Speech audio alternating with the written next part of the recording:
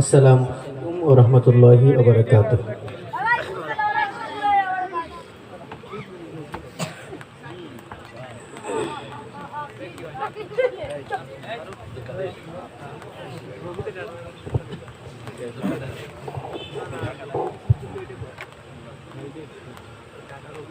ফজরের আজান হইলে পরে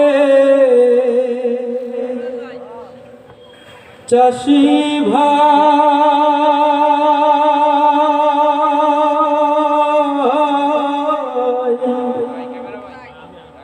নামাজ পড়বের যাইও, বিহান বেলা ক্ষেতের কামে লাঙল জোয়াল লইও চাষি ভাই, লাঙল জোয়াল লইও।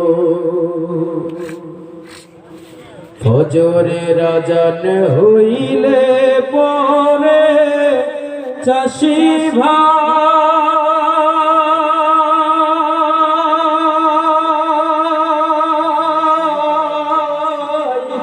নামাজ পড়বের যাইও, বিহান বেলা ক্ষেতের কামে লাঙল জোয়াল লইও চাষি ভাই, লাঙল জোয়াল লইও। জোহর কইর সময় হইলে কাম কাজ রাখা মাঠে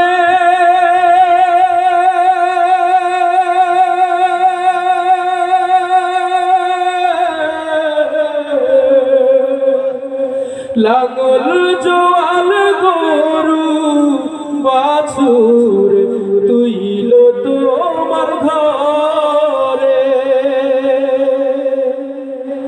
আসর নামাজ পইরা তুমি, আসর নামাজ পইরা তুমি বাড়ির দিকে যাইও, বাড়ির দিকে যাইও। ফজরের আজান হইলে পরে চাষি ভাই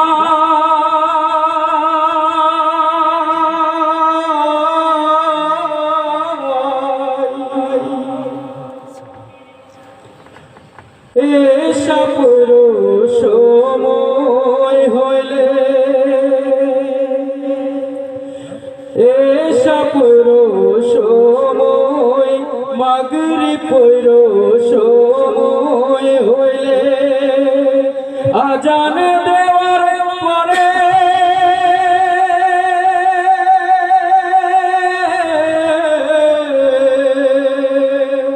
লাঙল জোয়াল গরু বাছুর তুইল তোমার ঘরে। এশার নামাজ পইরা তুমি, এশার নামাজ পইরা তুমি রাতের ঘুমে যাইও, রাতের ঘুমে যাইও। ফজরের আজান হইলে পরে চাষি ভাই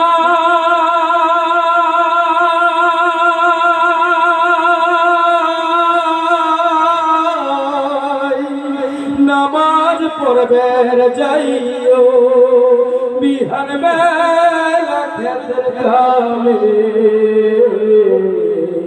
লাঙল জোয়াল লইও চাষি ভাই, লাঙল জোয়াল লইও চাষি ভাই, লাঙল জোয়াল লইও চাষি ভাই।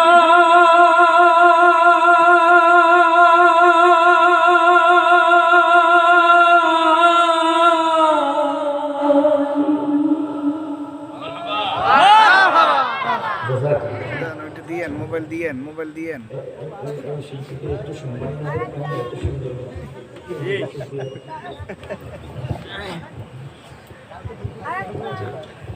আলহামদুলিল্লাহ, সুন্দর সুললিত কণ্ঠে এতক্ষণ আমাদের মূর্ছনায় সুরের ভুবনে বিভোর করে রেখেছিলেন আমাদের আজকের অতিথি শিল্পী, বাংলাদেশের স্বর্ণপদক প্রাপ্ত অন্যতম কণ্ঠশিল্পী জনাব হজরত মাওলানা শাহাবুদ্দিন শিহাব।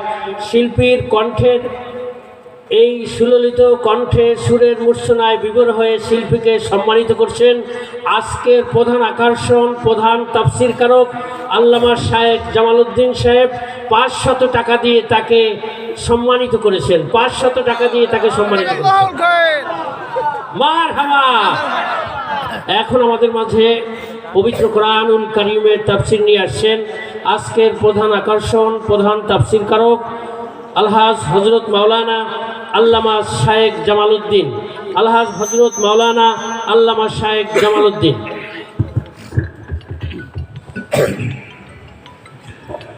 আসসালামু আলাইকুম ওয়া রাহমাতুল্লাহি ওয়া বারাকাতুহু।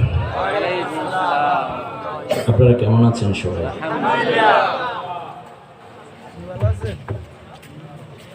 জি, আমিও আলহামদুলিল্লাহ ভালো আছি।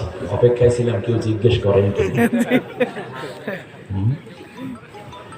আলহামদুলিল্লাহ الحمد لله الذي شرف الناس بالقرآن العظيم والصلاة والسلام على رسول الله صلى الله عليه وسلم أسوة حسنة لمن كان يرجو الله واليوم الآخر وذكر الله كثيرا فقد قال الله تبارك وتعالى في شان حبيبه مخبرا وآمرا أعوذ بالله من الشيطان الرجيم। জবান খুলো, আমার সঙ্গে আল্লাহ তাআলার কোরআন সকলে তেলাওয়াত করো। এই মুহূর্তে কত মানুষ আইসিইউতে আছে, কেউ বা লাইফ সাপোর্টে পড়ে আছে। আজ পর্যন্ত আমেরিকাতে শুধু মানুষ মারা গেছে 4.5 লাখের উপরে, অর্থাৎ 4,50,658 জন। খোদ আমেরিকাতে, ব্রিটেনে, বিশেষ করে লন্ডনের অবস্থা খুব খারাপ। প্রতিদিন মানুষ মারা যাচ্ছে 1000-এর উপরে গড়ে। আমি এখানে আসার আগে ওখানকার আমাদের বাংলাদেশি এক ভাই ফোন করে বলছে, হুজুর মৃত্যু নগরীতে পরিণত হতে যাচ্ছে লন্ডন। এক একটা কবরের মধ্যে, কারণ ওখানে কবরে মানুষ রাখতে হলে সিটি কর্পোরেশন অনুমতি ইত্যাদি অনেকগুলো ফাংশন করেই রাখতে হয়, সিস্টেম মেনটেন করে। তো বলছে যে এক একটা কবরে এখন এমন অবস্থা হয়েছে 1 থেকে 150 পর্যন্ত লাশ রাখতেছে গণকবর করে, একজনের উপরে আরেকজন, এভাবে দিয়ে শুধু মাটি চাপা দিয়ে যাচ্ছে। বাংলাদেশের পরিস্থিতিটা অনেকটা ভালো, আর এই ভালোর জন্য আমি মনে করি সবচেয়ে বেশি কাজ করেছে আল্লাহর রহমত আর আল্লাহর এই কোরআন। যে কথাটা আমার ভাই বলেছে, কোরআনের মাহফিলগুলো করোনার অজুহাতে বন্ধ না হয়ে হাট বাজার ঘাট বন্ধ করে দেন। নির্বাচন চলতেছে, ক্যাম্পেইন চলছে, মিছিল চলছে, মিটিং চলছে, ক্যানভাস চলছে, বন্ধ নাই। অতএব করোনার কারণে মাহফিল বন্ধ হয়, এটা খোরা অজুহাত। এটা মুসলমান ভালোভাবে নিবে না, ঠিক না বলেন? শুধু তাই না, এখন তো স্কুল কলেজ আলহামদুলিল্লাহ খোলার সিদ্ধান্ত হয়েছে। এটা আল্লাহর দয়া যে বাংলাদেশে এখনো আমরা একটা নিয়মিত একটা জায়গায় আছি, এখনো রেড অ্যালার্ট আমাদের এখনো হয়নি। যদি বাংলাদেশ টিকে তাহলে কেবল কোরআনের বরকতেই টিকবে, অন্য কোনো কারণ আমি দেখি না। কওমি মাদ্রাসা খুলে দেয়া হয়েছে, হাফিজি মাদ্রাসা খুলে দেয়া হয়েছে। হাফেজ ছেলেদের করোনা হয় না, ওরা ভোর রাতে উঠে ঠান্ডা পানি দিয়ে ওযু করে তারপর কোরআন পড়তে বসে। পাঁচ ওয়াক্ত নামাজ ঠান্ডা পানি দিয়ে বাচ্চারা ওযু করে, মুরব্বী হুজুরেরা ওযু করে। একজন করোনায় মারা গেছে, আপনারা শুনছেন? তাহলে বোঝা যায় কোরআন যেখানে গজব থাকে না সেখানে। বাংলাদেশ থেকে গজব উঠে যাবে অন্য কোনো কারণে না, পুলিশের কারণে না, র্যাবের কারণে না, গোয়েন্দাদের কারণে না, মেম্বার চেয়ারম্যানের কারণে না, এমপি মন্ত্রীদের কারণে না। যদি এই করোনা মুক্ত বাংলাদেশ আল্লাহ করে দেন, তার একমাত্র উৎস হবে আল্লাহর কোরআন। আর এই কোরআনের বরকতে যে আলোচনাগুলো হচ্ছে, এর দ্বারাই কেবল আল্লাহ রাব্বুল আলামিন বাংলাদেশকে সেভ করবে। অতএব কোরআনের মাহফিল দিনে রাতে সমানে চালাতে হবে, কোনো বন্ধ থাকবে না, অন্য সব বন্ধ, কোরআনের মাহফিল চলবে। এই আইনটা করতে হবে, এই বিধানটাকে আমাদের বুঝে নিতে হবে, আর না হলে আমাদের অবস্থা খুব খারাপ আছে, খুব খারাপ আছে। আল্লাহ আমাদের হেফাজত করুন, বলেন আমিন। কত মানুষ শ্বাসকষ্টে। আরে বাংলাদেশের সবচেয়ে বড় এক ধনী শিল্পপতি নুরুল ইসলাম বাবু সাহেব 70 জন ডাক্তার নিয়ে আসলেন চীন থেকে স্পেশাল বিমানে। 13 দিন থাকার পরে ডাক্তারেরা চলে গেল যে আপনি আর বাঁচার সম্ভাবনা নেই, টাকা আছে কিন্তু বাঁচার সম্ভাবনা নেই।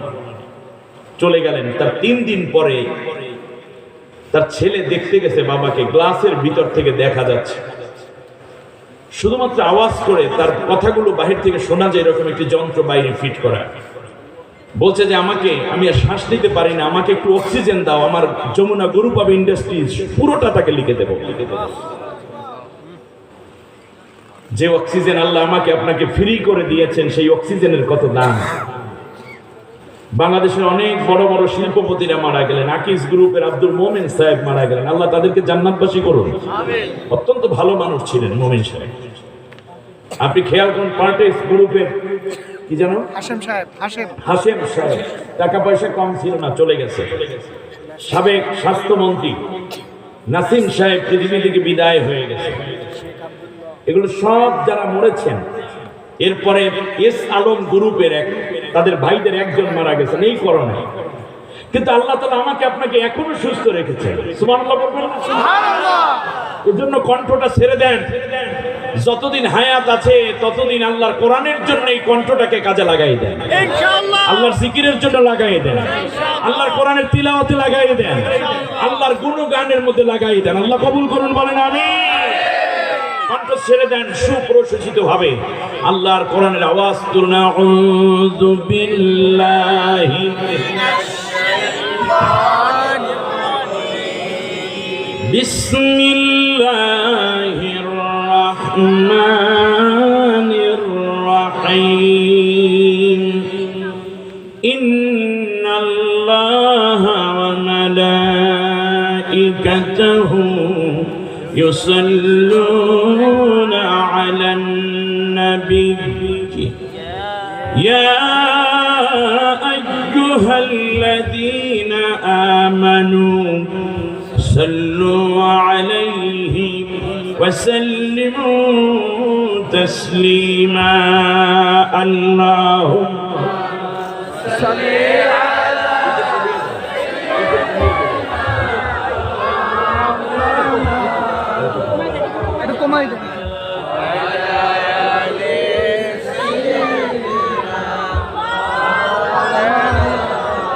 أرو محبتي اللهم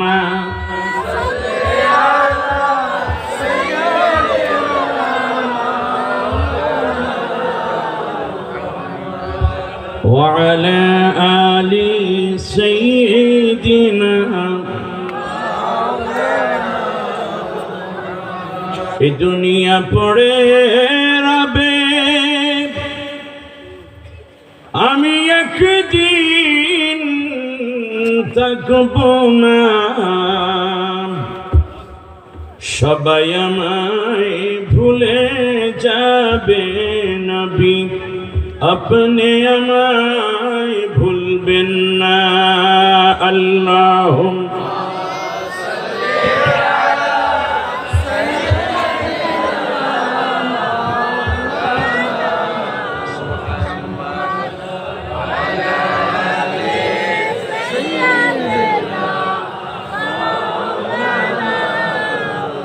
بلغ العلا بكماله كشف الدجى بجماله حسنت جميع خصاله لا إله إلا الله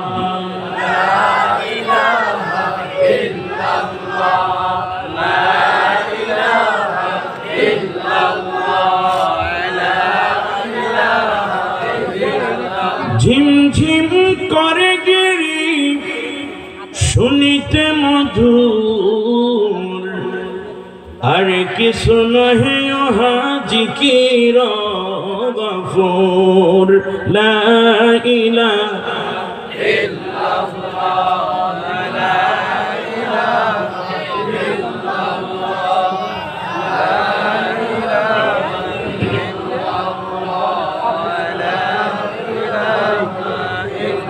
স্বাভাবিক শব্দ যত পাই শুনিবার আর কিছু নহে ওহা জিকির আল্লাহর লা ইলাহা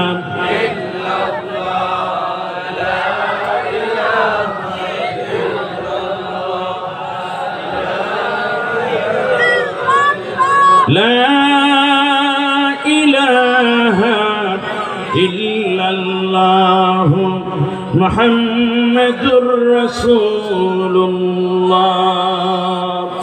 সাল্লাল্লাহু আলাইহি ওয়াসাল্লাম। ধান নদী খাল এই তিনে ঐতিহ্যবাহী বরিশালের একেবারেই বঙ্গোপসাগরের তীরবর্তী জেলা। বাংলাদেশের মানচিত্র দেখলে মনে হবে সাগরের মধ্যে পড়ে আছে যেই জেলাটি। জলোচ্ছ্বাস, বন্যা, সাইক্লোন, টর্নেডো কিংবা যে কোনো ধরনের আইলা, সিডর সব মিলে যারা সবচেয়ে বেশি ক্ষতির সম্মুখীন হওয়ার সম্ভাবনা থাকে। আবার মৎস্য সম্পদ এবং প্রাকৃতিক সম্পদে ভরপুর থাকার কারণে মাথা উঁচু করে আবার দাঁড়ায় বীরত্বের এই মহান ঐতিহাসিক স্মৃতিগাথা অঞ্চলের নাম বরগুনা। এই বরগুনারই বামনা উপজেলা আমাদের ডৌয়াতলা সামাজিক সংগঠন ও স্থানীয় এবং প্রবাসী যুব সমাজের উদ্যোগে আয়োজিত 2 দিন ব্যাপী দ্বিবার্ষিক তাফসীরুল কোরআন মাহফিল ঐতিহাসিক রহমতপূর্ণ এ মাহফিলের প্রথম দিবসের সমাপনী অধিবেশন সম্মানিত সভাপতিত্ব করছেন এই এলাকার কৃতি সন্তান, অত্যন্ত বিনয়ী, ভদ্র এবং আলেম পরায়ণ একজন মানুষ। গত বছর যতটুকু দেখেছি ভাইকে, অত্যন্ত প্রজা দরদী, মানব দরদী, সমাজপ্রেমিক মানুষ। 4 নং ডৌয়াতলা ইউনিয়ন পরিষদের সম্মানিত চেয়ারম্যান জনাব আলহাজ মোহাম্মদ মিজানুর রহমান মিজান। কোরআনের জন্য আল্লাহ তাআলা তাকে আরো বেশি সুস্থতার সাথে দায়িত্ব পালনের তৌফিক দান করুন। আয়োজিত এই মাহফিলের সম্মানিত প্রধান অতিথি আমার প্রিয় ভাই, অত্যন্ত গুছিয়ে কথা বলেন, খুব চমৎকার। আল্লাহ যেন এই কণ্ঠটা কোরআনের দাওয়াতের জন্য আরো বেশি মজবুত করে দেন বলি আমিন। উপজেলা পরিষদ পাবনার সম্মানিত চেয়ারম্যান, আপনাদের কাছের মানুষ, প্রিয় মানুষ, অভিভাবক জনাব মোহাম্মদ সাইদুল ইসলাম লিটু মৃধা, কোরআনের জন্য আল্লাহ তাআলা তাকে কোরআনের বরকতে বাঁচিয়ে রাখুন, সুস্থতার সাথে নেক হায়াত দিন বলি আমিন। সম্মানিত উলামায়ে কেরাম, বিশেষ করে আমার আগে কথা বলেছেন আলফিকা ইসলামিক মিডিয়া সোসাইটির কেন্দ্রীয় সেক্রেটারি, ইসলামী চিন্তাবিদ, উদীয়মান মুফাসসিরে কোরআন, প্রিয় ভাই হাফিজ মাওলানা মোহাম্মদ ইমামউদ্দিন মাসুম। আল্লাহ ইলমি মাহারাত দিয়ে তাকে ধন্য করুন। কোরআনের জন্য আল্লাহ তাকে আরো মজবুত ইলম এবং হিকমা দিয়ে ধন্য হওয়ার তৌফিক দিন বলি আমিন। আর আমার আগে গজলগুলো গাইল, সারা রাত গজল শুনতে আমার মন চায়, কিন্তু তাফসীরুল কোরআন মাহফিল, তাফসীরও করতে হবে, তাই না? আমার ডানে বামে উপবিষ্ট, বিশেষ করে এই যে বিশাল মাঠ, এই সুন্দর ঐতিহ্যবাহী স্কুলটি যারা অনুদান অবদান দিয়েছেন, এই স্কুলেরই সাবেক প্রধান শিক্ষক ছিলেন, শিক্ষাবিদ, শিক্ষানুরাগী জনাব মোহাম্মদ নুরুল ইসলাম সাহেব। কে যেন নুরুল সত্য, কোথায়? আরে আল্লাহ তাআলা তাদের এই দান অনুদান কবুল করুন, বলেন আমিন। অন্ধকারে আলো জ্বালানোর স্বপ্ন তারা দেখেছে, আল্লাহ তাআলা তাদের জীবনকেও আলোকিত আলোড়িত হওয়ার তৌফিক দান করুন। এলাকার ব্যবসায়ী বৃদ্ধ, এলাকার কৃতি সন্তান যারা, আস্তে আস্তে করে সকলের নাম, এখানে তো নাম দেয়া হয়েছে অনেকে, এত নাম পড়তে গেলে সময় লেগে যাবে। আল্লাহ সকলকে কোরআনের জন্য কবুল করুন, বলেন আমিন। আল্লাহর খাতায় নাম না উঠলে লিফলেট, হ্যান্ডবিল, পোস্টার, এগুলোতে নাম ওঠার মধ্যে কোনো ফায়দা নেই। আর আল্লাহর খাতায় যদি নাম উঠে যায়, রহমতের খাতায়, দুনিয়ার কোনো খাতায় না থাকলেও কোনো অসুবিধা নেই। আমাদের সমাজে অনেকে দেখা যায় যে যদি খাতায় নাম না ওঠে লিফলেটে, তাহলে অনেক সময় মন খারাপ করে। এটা করবেন না, শয়তান আপনার নেক আমলগুলো নষ্ট করে দিতে চায়। এটা সওয়াবের জায়গা, গোপন রাখার মধ্যে বেশি ফায়দা, ঠিক না বলেন? আল্লাহ আমাদের কবুল করুন। মুরব্বিয়ানে কেরাম রয়েছেন, আমার মাথার তাজ ওলামায়ে কেরাম, যুবক ভাইয়েরা, পর্দার অন্তরালে মা বোন, অন্যান্য ধর্মাবলম্বী ভাই বোনদেরকে আন্তরিক মোবারকবাদ জানি। আমি 1 ঘন্টা কথা বলতে চাই ইনশাআল্লাহ, বিমাশিয়াতিল্লাহ ও বিফাদলিল্লাহ। তাতে 12টার মধ্যে মোনাজাত হয়ে যাবে ইনশাআল্লাহ। 1 ঘন্টা আপনারা কি আমার সাথে থাকতে রাজি আছেন? ইনশাআল্লাহ। এই 1 ঘন্টার মধ্যে আমি যা বলবো একেবারে হুবহু কোরআন এবং সুন্নাহ থেকে বলার চেষ্টা করব। আর বুঝের জন্য আমরা হয়তো ব্যক্তিগত বা পারিপার্শ্বিক কিছু উদাহরণ এখানে সেট করার চেষ্টা করব, কিন্তু মূল কথাগুলোই হবে সব আল্লাহ রাব্বুল আলামিনের কোরআন থেকে, নবীর হাদিস থেকে। আর কোরআন থেকে যারা বলে, আল্লাহ তাআলা বলেছেন ওমান আসদাকু মিনাল্লাহি কিলা। এই পৃথিবীতে আল্লাহ রাব্বুল আলামিনের কথার চাইতে কার কথা বেশি সত্য হতে পারে, ঠিক না বলেন? অতএব আমরা সত্য কথা বলবো। দ্বিতীয় হচ্ছে আল্লাহ রাসূল সাল্লাল্লাহু আলাইহি ওয়াসাল্লাম বলেছেন মান ক্বালা বিহি সাদাকা, যে কোরআন দিয়ে বলে সে সত্য বলে বেড়ায়, সুবহানাল্লাহ বলেন। অতএব আমাদের কথা হবে কি? কোরআন থেকে, জোরে বলেন। আর এইটা সেই জন্য তাফসীরুল কোরআন মাহফিল। আমার বন্ধুগণ, সরাসরি আমরা চলে যাচ্ছি একেবারে বেসিক একটি জীবন ধর্মী এবং আমাদেরকে আমরা যেন তালাশ করে বের করতে পারি এরকম একটি আলোচনা। আসুন একেবারে বেসিক এবং থিওরিক্যাল আলোচনা, যে জায়গায় আল্লাহ রাব্বুল আলামিন বলেছেন ওই জায়গা থেকে আমরা এখন উচ্চারণ করতে চাই আল্লাহর ভাষায়। সবাই বলেন আমিন। আমার সাথে পড়েন, আউযু বিল্লাহি মিনাশ শাইতানির বিসমিল্লাহির রাহমানির রাহিম। বিতাড়িত অভিশপ্ত শয়তানের ওয়াসওয়াসা থেকে আল্লাহর আশ্রয় চাই। পরম করুণাময় অসীম দয়ালু আল্লাহর নামে শুরু করছি। وَإِذْ قَالَ رَبُّكَ لِلْمَلَائِكَةِ إِنِّي جَاعِلٌ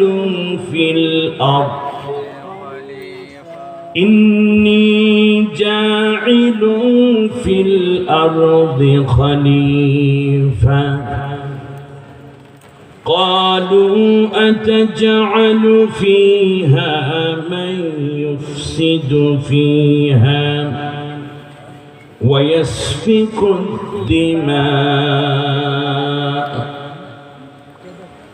ونحن نسبح بحمدك ونقدس لك قال إني أعلم ما لا تعلمون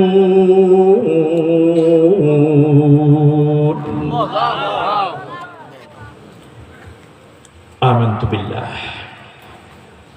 যে বিশ্বের সমগ্র মানব জাতি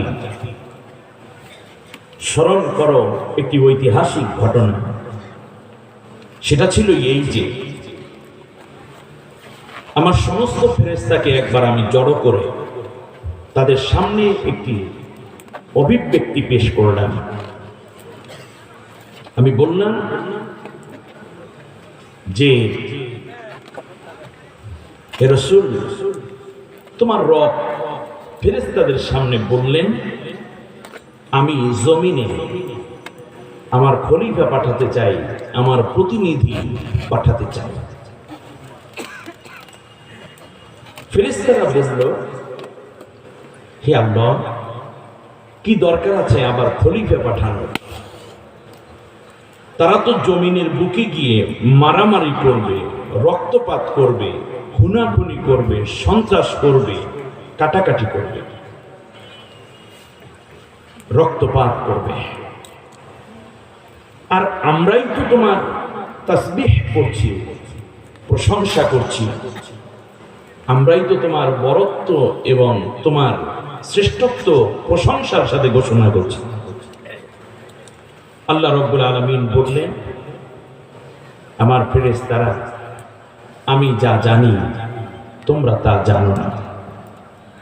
বারাকাল্লাহু লানা ওয়া লাকুম ফিল কোরআনিল আযীম। আল্লাহুম্মা ইগফির লানা ওয়া লিওয়ালিদাইনা ওয়া লিজামিল মুমিনিনা ওয়াল মুমিনাত ইয়াওমা ইয়াকুমুল হিসাব।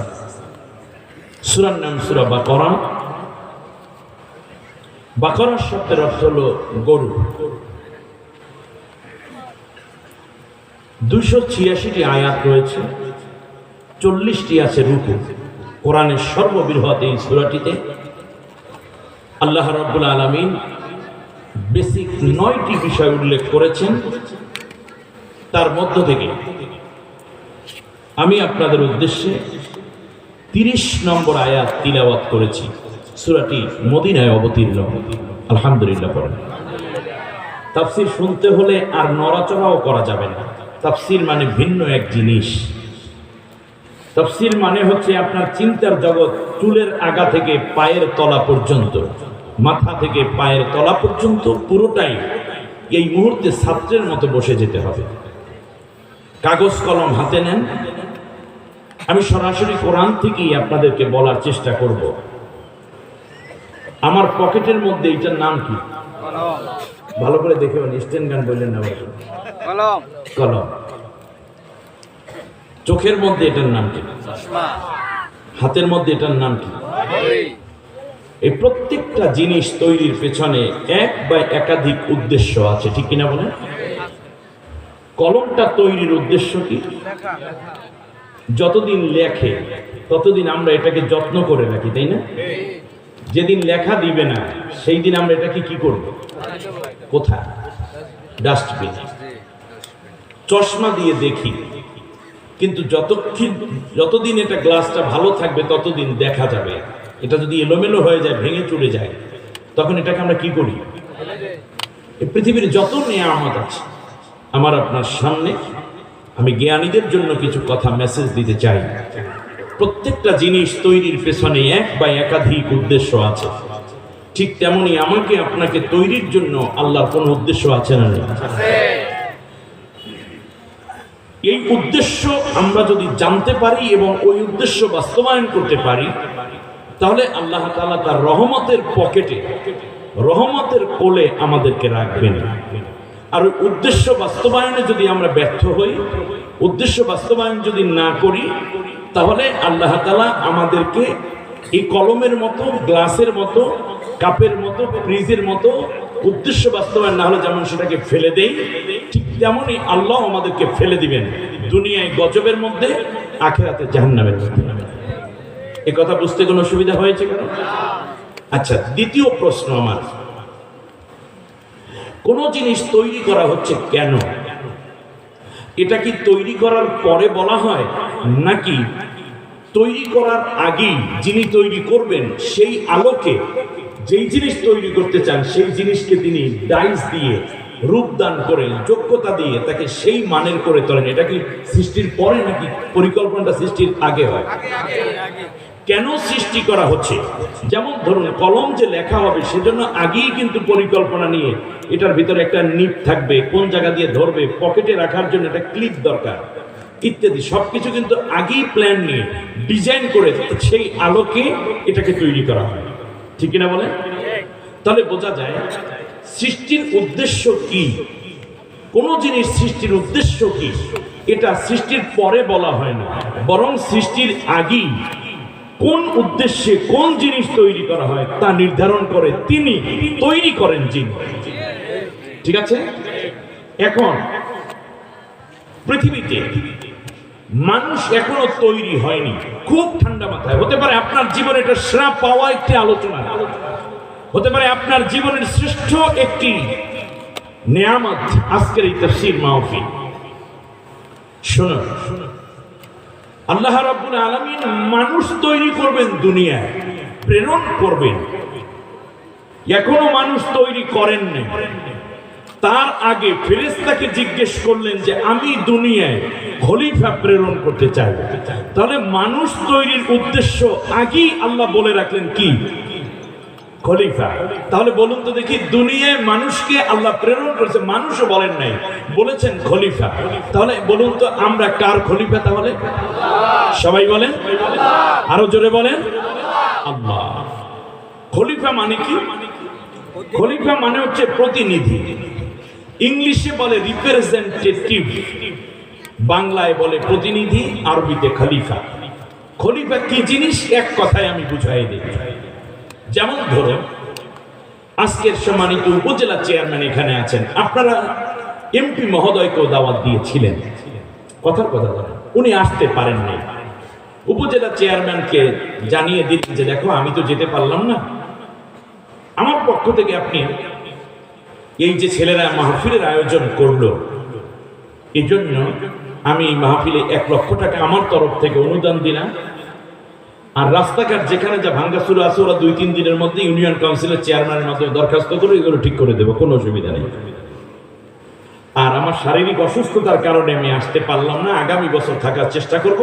হুজুরকে বলবে হুজুর যেন আমাকে একটু দোয়া করেন, আল্লাহ যেন সুস্থ রাখেন। এখন বলুন তো দেখি, এই যে উপজেলা চেয়ারম্যান তিনি কার প্রতিনিধি হলেন? এখন জোরে বলেন, এমপি সাহেব। প্রতিনিধির এমন ক্ষমতা এবং যোগ্যতার নাই যে সে নিজের কিছু কথা বানিয়ে বলতে পারে। যেমন টাকার অঙ্ক দিয়েছেন এমপি সাহেব কত, এ কথা বলার কোনো অধিকার নেই যে 80,000 টাকা দিয়েছে, তাহলে এটা খেয়ানত হবে। বলেন কি হবে? কিংবা এ কথাও বলার নেই যে এমপি সাহেব 1,20,000 টাকা দিয়েছেন, এটাও ঠিক হবে না।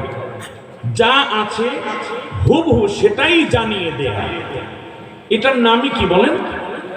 এটাই প্রতিনিধির কাজ, ঠিক আছে কিনা? তাহলে আমরা কার প্রতিনিধি বলেন? আল্লাহর প্রতিনিধি। আল্লাহর তরফ থেকে আসছে কোরআন। এই পৃথিবীতে এর আগেও মানুষ ছিল, নবী রাসূলরা এসেছে। কারো এটা উচিত হবে না, কারণ আমি তো অন্য কারো প্রতিনিধি নই, আমি তো আল্লাহর প্রতিনিধি। অতএব আল্লাহ রাব্বুল আলামিন যেই কাজ করতে বলেছেন সেইগুলো আমি করব, অন্য কারো কাজ আমি করতে রাজি না।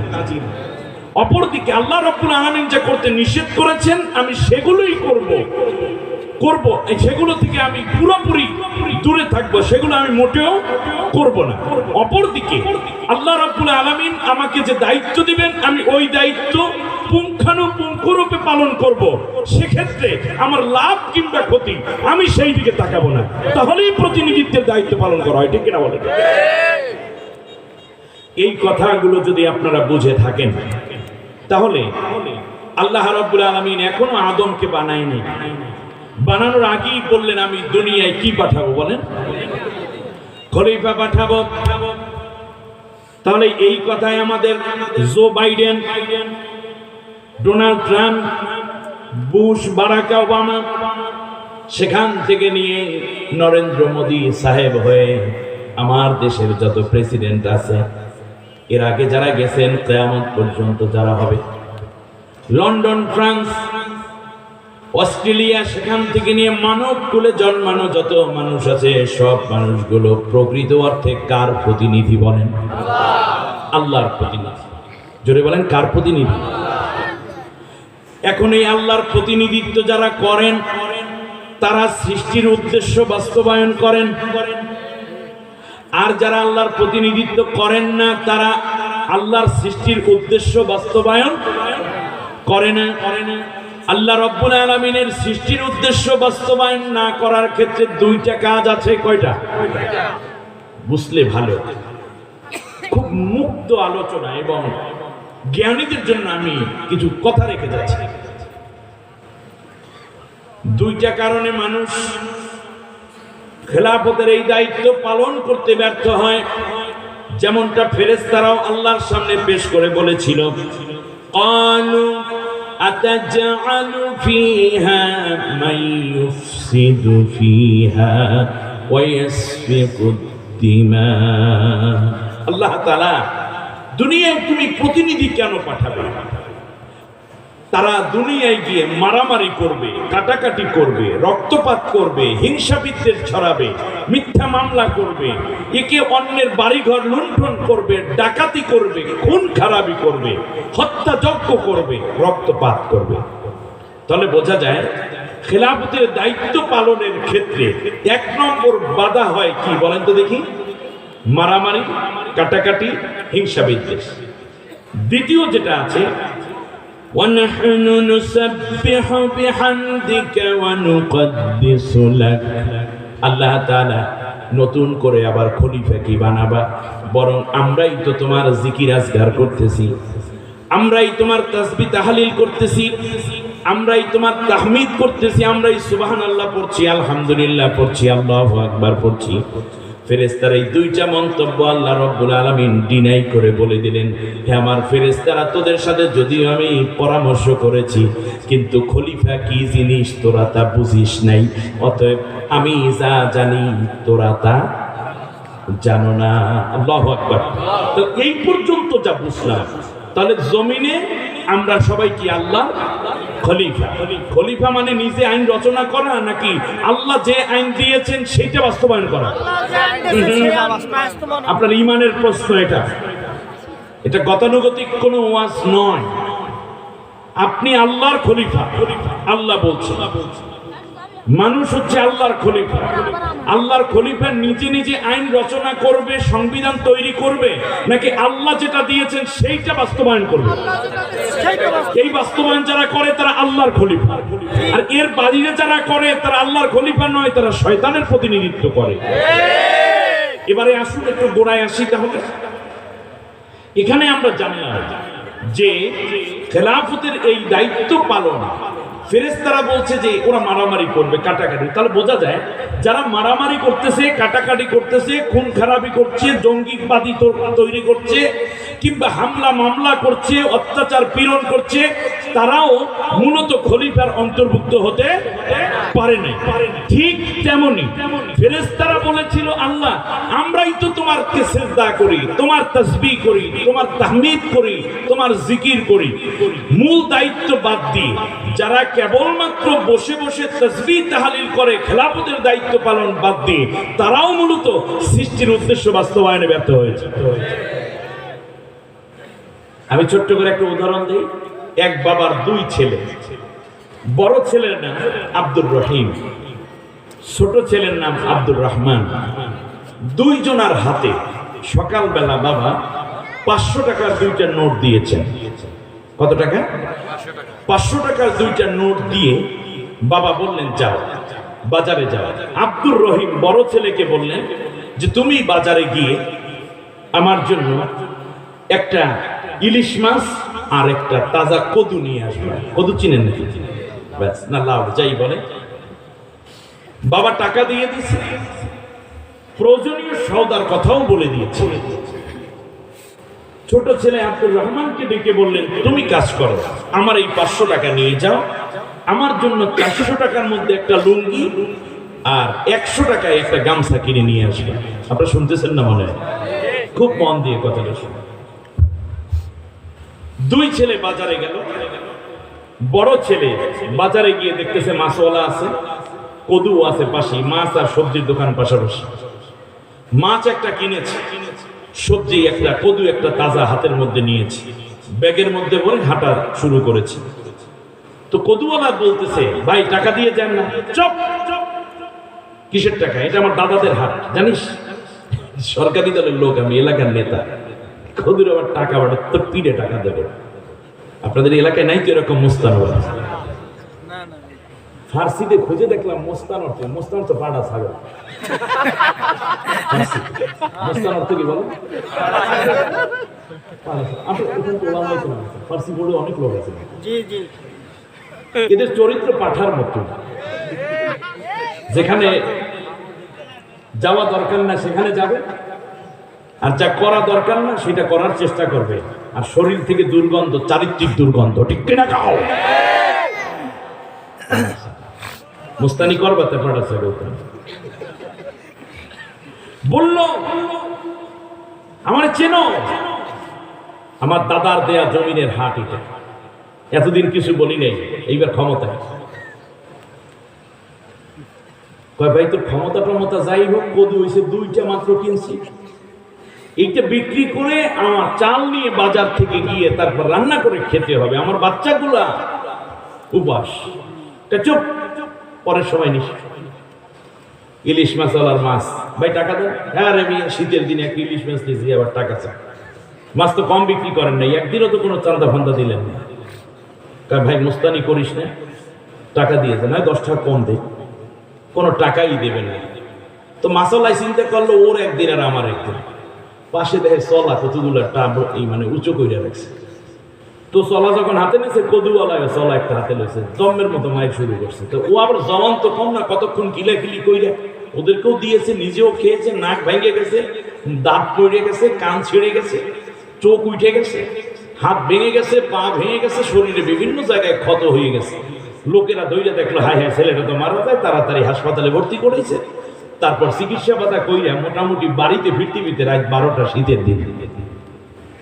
কথা বোঝেন? বেশ, এই গেল একজনের দোষ। এ করছে কি?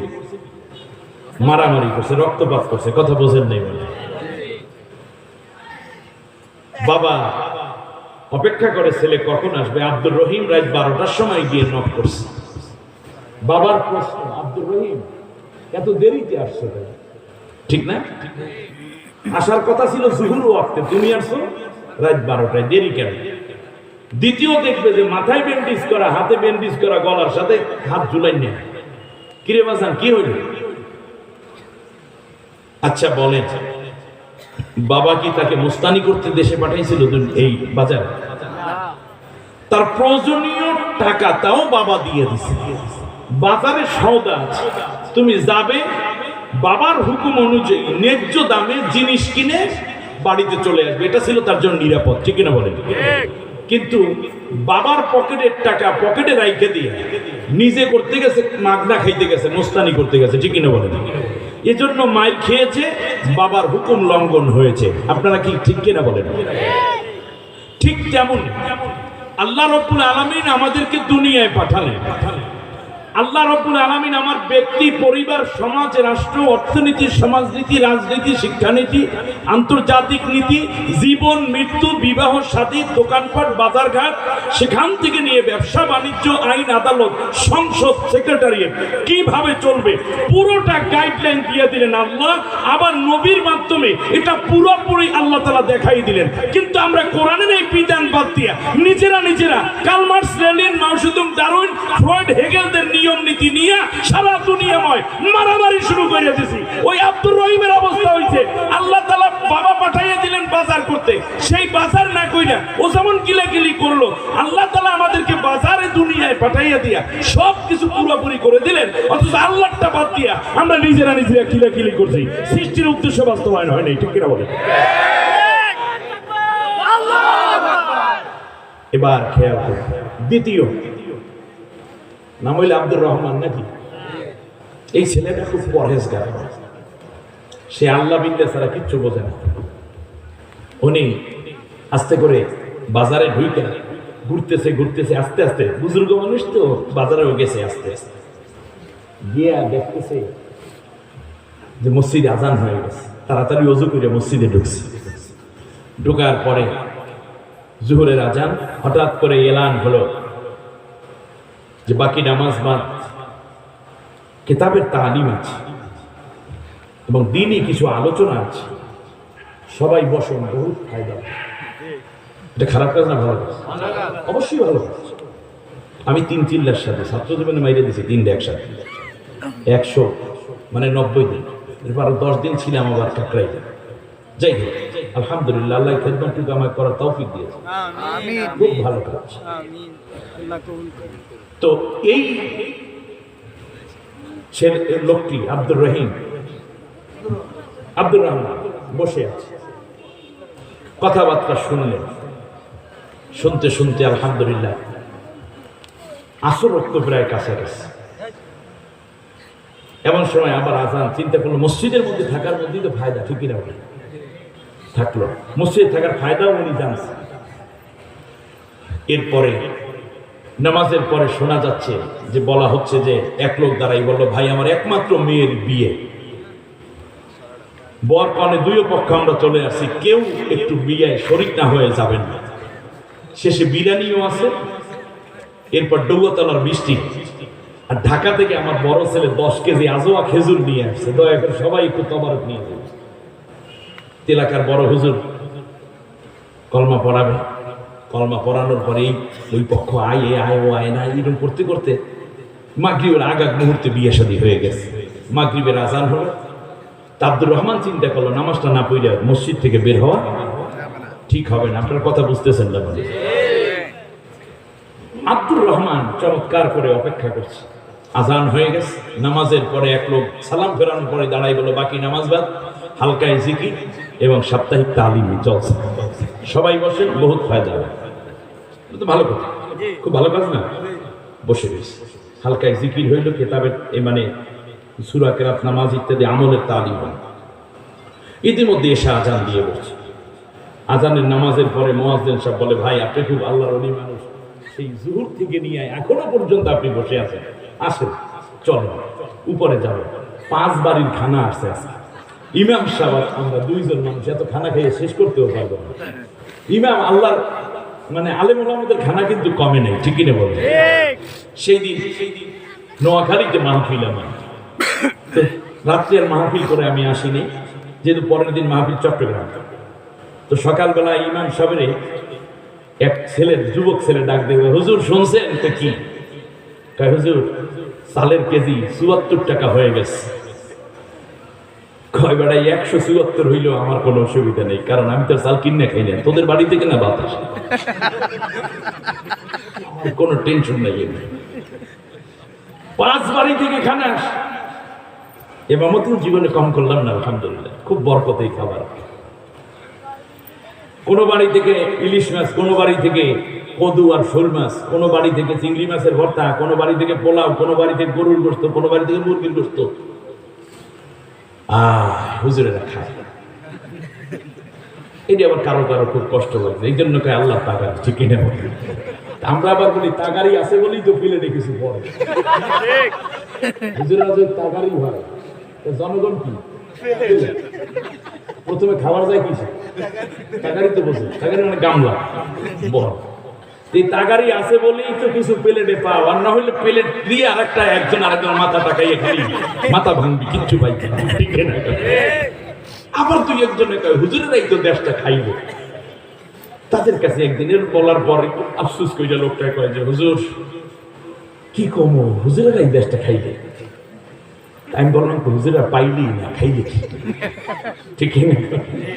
পাইলে না খায় মেম্বার, চেয়ারম্যান, এমপি, মন্ত্রী, ডিসি, এসপি, গোয়েন্দা, র্যাব, পুলিশ, ওসি, এর মধ্যে হুজুর কয়েছেন কোন দিন?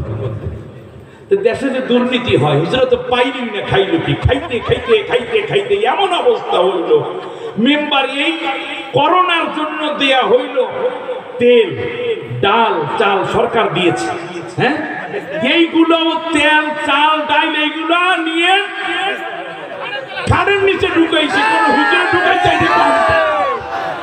পাইলই না, খাইল।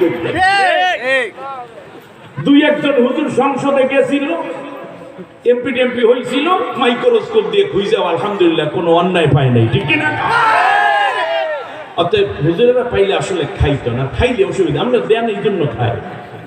আসলে আমরা যে খান এটা মানুষ কয় না, কারণ খায় দাঁড়িয়ালে নাম পরে মুসালা, একটা কথা আছে না। যাই হোক, কোন জায়গা থেকে যেন ধরলাম, আব্দুর রহমান পেশা নামে পরে। এই তো জুই পাইছেন আপনারা, লাইন এসে গেছে, মাশাআল্লাহ পেয়ে গেছে। আমাদের প্রধানমন্ত্রী একটা আফসোস করে কথা, আল্লাহর বান্দিকে আল্লাহ নেখায় দিন, খুব মজা লাগছে কথা। বলছে যে যদি আমি যদি কাফনের কাপড় ফ্রি কইরা দেই, তাহলে আমার দলের মধ্যে এমন কিছু লোক আছে তারা এইগুলো কেটে পাঞ্জাবি বানাইবে, কাফনের কাপড় মানুষের দেবে। চেতা কথা বেশ, সেলিউট আপনারে, ভালো কথা বেশ। জাতি ভালো হবে না যতক্ষণ না আল্লাহর কোরআনের কাছে আসবে, ঠিক করে এখন ভালো হওয়ার জায়গায় আসেন। সবাইকে বলবো ভালো হওয়ার জায়গায় আসেন। আপনাদের কষ্ট হচ্ছে না তো? এবারে আসেন। এই ছেলে মাশাআল্লাহ মুয়াজ্জিন সাহেব আলেমদের সাথে খাইলে খুব মজা। আস্তে আস্তে করে দোতলা সিঁড়িতে উঠছে, উইটা কি সুন্দর দস্তরখানা বিছিয়ে খাইয়ে দেয়া। এরপর হুজুরে কয় বসেন একটু মিষ্টি খান, খাওয়ার পরে মিষ্টি খাওয়ার জন্য কয় একেবারে সুন্দর দামি পান আছে, একটু খান না, শুকনো সুপারি দিয়ে হাকিমপুরি জর্দা দেন। খাইছে পান খাওয়ার মাথার মধ্যে ভুল্লা দিচ্ছে, কয় হুজুর শুয়ে পড়েন, অসুবিধা নেই, মিষ্টি খান ঠিক হয়ে যাবে। করতে করতে রাত বেজে 11টা। 11টার সময় গেছে গামছা লুঙ্গি কিনতে। আরে কথা বলেন, কোথায় গেছে? ব্যাস, এইবার বোঝেন দুইটা ঘটনা কিভাবে ঘটে। যাওয়ার পরে 11টা পর্যন্ত ডুবোতলায় কোনো দোকান থাকে, দারোয়ান যারা আছে নাইট গার্ড, তারা কাগজপত্র জ্বালাইয়া লাঠি রেখে দিয়ে আগুন পোয়াইতেছে আর বাসিতে ফুকটুক মারে। যাই কয় চাচা চাচা লুঙ্গি কোন দিকে? বোকা, কিসের লুঙ্গি? লুঙ্গির দোকান বন্ধ হয়ে গেছে রাত 8টায়। গামছার দোকান বানছেই বটে, তুই আসো করতে মানে আসমান থেকে বসছো। গামছার দোকানদার সে চলে গেছে সেই আরো আগে, ওর ভাষা দোকানদার থাকে নাই, কিছু নেই। আপনাদের কাছে আমার প্রশ্ন, এই ছেলেটা যা করছে খারাপ করছিল না ভালো করছিল? জিকির আজগার করছে, কেতাবের তালিম শুনছে, এরপরে একবার বিয়ায় শরীক হয়েছে, সব ভালো আছে। কিন্তু বাবা টাকা দিয়ে তাকে পাঠাইছে জিকির আজগার করতে আর মিষ্টি খাইতে, গামছা লুঙ্গি কিনতে। জ্ঞানীদের জন্য আমার কথা, জ্ঞানীদের জন্য। ভাষা হইলে বুঝবেন না, এটা আরো গভীরে ডুব দেয়, কোরআনের মধ্যে ডুব দেয়। বাবা তাকে পাঠিয়েছে লুঙ্গি আর গামছা কিনতে, এইটা ছিল তার মূল দায়িত্ব। এটা ছিল তার কি মূল দায়িত্ব। যদি বাবাকে সে মান্য করত বা বাবার হুকুম যদি সে পালন করত, তাহলে প্রথমে লুঙ্গি আর গামছা কেনার পরে যদি বৈশে জিকির আজগার তাসবিহ তাহলিল এগুলো করতো, তাহলে কোনোই আপত্তি বাবার পক্ষ থেকে আসতো না। কিন্তু বাবা তাকে পাঠিয়েছে যেই কারণে ওইটা হলো তার মূল দায়িত্ব। মূল দায়িত্ব বাদ দিয়ে সে ইবাদত বন্দেগী জিকির আজগার তালিম তারবিয়াতের মধ্যে ডুবে রয়েছে। এই ছেলে আব্দুর রহিম যাইয়া আব্দুর রহমানের পর যাইয়া হাজির হয়েছে, 10 মিনিট পর যাইয়া নক করছে, কে? আব্বা আমি আব্দুর রহমান এসেছি। জি বাবা, দরজা খুলে দিয়েছে। আব্বু এত রাত কেন? আব্বা এই ফিরিস্তি এত ইবাদত করেছে, বেশ ভালো। আমার লুঙ্গি কোথায়? আব্বা দোকান তো বন্ধ হয়ে গেছে। গামছা কোথায়? আব্বা দোকান মোবারক বন্ধ হয়ে গেছে, এই জন্য কিনতে পারিনি। আচ্ছা আপনারা বলেন, এই দুইও সন্তানের উপর বাবা খুশি নেবে? কারণ যেই উদ্দেশ্যে তাকে পাঠানো হয়েছে সেই উদ্দেশ্য সে বাস্তবায়ন করেনি। খুব ভালো করে বোঝেন। এখন বাবার সিদ্ধান্ত হলো হুকুম অমান্য করার অপরাধে, হুকুম অমান্য করার অপরাধে লাঠি একটা হাতে নেছে বাবা, এবং 100টা বেত ওর পিঠের মধ্যে দেবে। কয়টা? 100। তাহলে দুই ছেলের মধ্যে দুইজনে হুকুম অমান্য করেছে বাবার, একজনে মারামারি করে আর একজনে তাসবিহ তাহলিল করে। কিন্তু রেজাল্টের দিক যদি বলি তাহলে দুইজনই আল্লাহ মানে জিরো, বাবার হুকুম অমান্য করেছে। ঠিক তেমনই এই পৃথিবীতে আসার পরে ক্ষমতার মোহ, অর্থের মোহ, বংশকৌলিন্য কিংবা নিজের জাত এবং আভিজাত্যকে প্রতিষ্ঠিত করার জন্য আল্লাহর কোরআনের আইন ও কানুনকে বাদ দিয়ে আপনি অন্য কোনো মতবাদকে গ্রহণ করেছেন, মানে আপনি সৃষ্টির উদ্দেশ্য বাস্তবায়নে ব্যর্থ হয়েছে। ঠিক তেমনই কেউ যদি আল্লাহর নবীর তারিফ এবং জিকির আজকার করে করে আবেদ এবং ইবাদত বন্দিগির কথা বলে বলে যদি খেলাফত প্রতিষ্ঠার মূল কাজ থেকে দূরে চলে যায়, এই বান্দাটিও প্রকারান্তরে আল্লাহর হুকুম অমান্য করার শামিল এবং অভিযোগে অভিযুক্ত হয়ে আছে। একজনে করলো জিকির আজকার কইরা সৃষ্টির উদ্দেশ্য বাস্তবায়ন করলো না, আর একজনে করলো না মারামারি করে। এখন আপনি কোন দলের আপনি চিন্তা করেন, এই দুই দলের একটাও থাকা যাবে না, মূল কাজে আসতে হবে, ঠিক না বলেন? এবার খেয়াল করুন, বাবার হাতের মধ্যে লাঠি নিছে, 100টা পিঠি দেবে, পিঠের মধ্যে কয়টা? 100টা বেত্রাঘাত করবে। আপনাদের কাছে আমার প্রশ্ন, এখন যেই ছেলে মারামারি করছে মোস্তান, ওরে তো পিটাইবে নাকি? কিন্তু যে জিকির আজকার করছে তারে ছাইড়ে দেবে নাকি? বিচার যদি ন্যায় বিচার করে, তাহলে বাবার হুকুম অমান্য করার অপরাধে দুইজনই অভিযুক্ত বিদায় দুইজনের উপর সমান পিঠি পড়বে, ঠিক কিনা কান? অপরদিকে যদি বাবার সিদ্ধান্ত এই হয় যে যাও, আমার ঘরে তোমরা থাকতে পারবা না, তার কারণ তোমরা আমার হুকুম অমান্য করেছো, তাহলে বলুন তো দেখি, শুধুমাত্র যেই ছেলে মারামারি করেছে ওকে বের করবে, নাকি যে একেবারে বৈশা বৈশা জিকির আজকার তসবিহ তাহলিল করে আসছে ওই বুজুর করেও ঘর থেকে বের করবে? কারণ কি বলেন তো দেখি? কারণ হুকুম অমান্যর ক্ষেত্রে দুইজনে সমান অপরাধী। আমার ভাইয়েরা খেয়াল করুন, খুব জটিল কথা। সূরার নাম এখানে রাখার পরে আবার ফিরে আসি, আবার সূরার নাম কি বলছি? সূরার নাম সূরা বাকারা, অবতীর্ণ হয়েছে মদিনায়। মক্কি এবং মাদানী সূরার মধ্যে আমি যেই তাফসীরটা লিখেছি আল কোরআনুল হাকিম, 30 খণ্ডে 30 পারা হাফিজিয়া স্টাইল। এখানে আমি 16টা পার্থক্য দেখাইছি। কয়টা? বিশ্বের অন্যান্য তাফসীর 9টা দেখিয়েছে, কোনটায় 11টা পর্যন্ত। আমি মক্কি সূরা এবং মাদানী সূরার মধ্যে মৌলিক 16টা পার্থক্য দেখিয়েছি। তার মধ্যে একটা পার্থক্য আজকে শুধু বলি।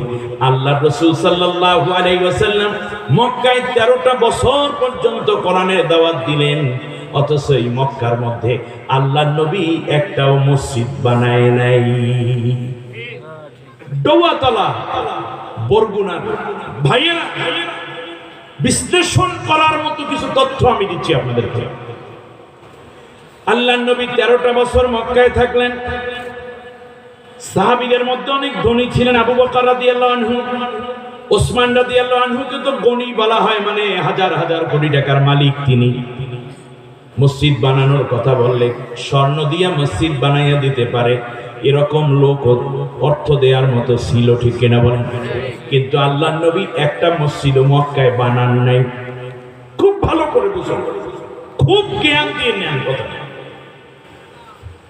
নবুয়তের 10ম বছরে নামাজ ফরজ হলো মেরাজে, এরপরেও নবী মসজিদ বানান না। আল্লাহর নবী মদিনায় হিজরত করলেন, এখনো পর্যন্ত নবী মদিনায় প্রবেশ করতে পারে নাই। মদিনার মূল প্রাণ কেন্দ্র থেকে 3 কিলোমিটার দূরে আল্লাহর নবী পৌঁছলেন। মদিনার লোকেরা অভ্যর্থনা দেওয়ার জন্য 3 মাইল দূরে গিয়ে নবীর জন্য অপেক্ষা করে। ছোট্ট ছোট্ট শিশুরা, যুবক, বৃদ্ধ, আবাল বনিতা সকলেই হাজির। আল্লাহর রাসূল সাল্লাল্লাহু আলাইহি ওয়াসাল্লাম তার কাসওয়া নামক উটটা সেখানে থামাইয়া দিলেন। মদিনার লোকেরা বলল, আগেই বলেছে মুহাম্মদ, তুমি যদি আসো তাহলে মদিনার প্রেসিডেন্টের দায়িত্ব তোমার হাতে উঠাইয়া দেব। আল্লাহর নবী সাল্লাল্লাহু আলাইহি ওয়াসাল্লাম বললেন, আমি তোমাদের দেশ এবং জাতি পরিচালনার জন্য কষ্ট করতে রাজি আছি, সরকার প্রধানের দায়িত্ব পালন করতে রাজি আছি, তবে একটা শর্ত, সেটা হচ্ছে তোমাদের সংবিধান দিয়ে আমি মদিনা চালাবো না। তোমরা যদি আমাকে দায়িত্ব দাও তাহলে আমি আল্লাহর কোরআন দিয়ে রাষ্ট্র চালাবো, তাতে তোমরা রাজি কিনা? সমস্ত মদিনার লোকেরা বলল, এর মধ্যে ইহুদিরা আছে, খ্রিস্টান আছে, মুজাসি আছে, মূর্তি পূজক, মুশরিক আছে। সকলেই বলল মুহাম্মদ কোনো চিন্তা নাই, তার কারণ আল্লাহর আইন তো সকলের জন্য সমান। ওই যে সূর্যটা কার আইন মানে? সকালবেলা সূর্য যখন শীতের দিনে উদিত হয় তখন মুসলমানদের বাড়িতে সকালবেলা আলো দেয়, হিন্দুর বাড়িতে 12টার পরে, ঠিক না? কার আইন? আল্লাহর আইনে সবাই সমানভাবে পায়, ঠিক কিনা বলেন? ঠিক যেমনই বিশ্বনবী সাল্লাল্লাহু আলাইহি ওয়াসাল্লাম বললেন, তোমরা যদি এই কথায় রাজি থাকো তাহলে আমি রাষ্ট্রের দায়িত্ব নেব। সবাই বলল কোনো অসুবিধা নাই, আল্লাহর আইন দিয়ে তুমি দেশ চালাও, কোনো অসুবিধা নাই। আমার নবী যখন ওই জায়গায় থামলেন, 3 মাইল দূরে, নাম হলো কুবা, জায়গার নাম কি? কুবা। আল্লাহর নবী সাল্লাল্লাহু আলাইহি ওয়াসাল্লাম বললেন এখানে একটা মসজিদ বানাও, নাম হয়ে গেল মসজিদে কুবা। আল্লাহর রাসূল সাল্লাল্লাহু আলাইহি ওয়াসাল্লাম বললেন এই মসজিদে কেউ যদি বাসা থেকে এক ওযুতে বের হয়ে এখানে এসে যদি 2 রাকাত নফল নামাজ পড়ে, আল্লাহ রাব্বুল আলামিন তার আমলনামায় একটা কবুল উমরার সওয়াব নসিব করে দিবে। সুবহানাল্লাহ। তো নবী মসজিদ চান, আবার খেয়াল করেন, নবী মসজিদ চান, কিন্তু মক্কায় একটাও বানান না। আবার আল্লাহর নবী মদিনার ইয়াসরিবের মূল প্রাণ কেন্দ্রে চলে গেলেন, এখানে একটা মসজিদ বানালেন, নাম দিলেন মসজিদে নববী। আল্লাহর নবী 10 বছর পর্যন্ত মদিনায় ছিলেন, একটা দুইটা নয়, 153টা মসজিদ নিজ হাতে গড়েছেন, বলুন মারহাবা। বিশ্বনবী সাল্লাল্লাহু আলাইহি ওয়াসাল্লাম একবার মসজিদে নববীর মধ্যে নামাজ আদায় করেন, এমন সময় সাহাবীরা হাজির হয়ে গেলেন, আরজ করলেন ইয়া রাসূলুল্লাহ, মদিনায় 1 মাস পর্যন্ত কোনো বৃষ্টি নাই, 1 মাস পর্যন্ত কোনো 1 ফোঁটা বৃষ্টি আসমান থেকে ঝরে না। নবী গো, আপনার কাছে দাবি, আল্লাহর কাছে একটু দোয়া করেন, আল্লাহ রাব্বুল আলামিন যেন মদিনায় বৃষ্টি দিয়ে দেয়। আল্লাহর নবী বললেন সাহাবীরা চলো একটু যাই।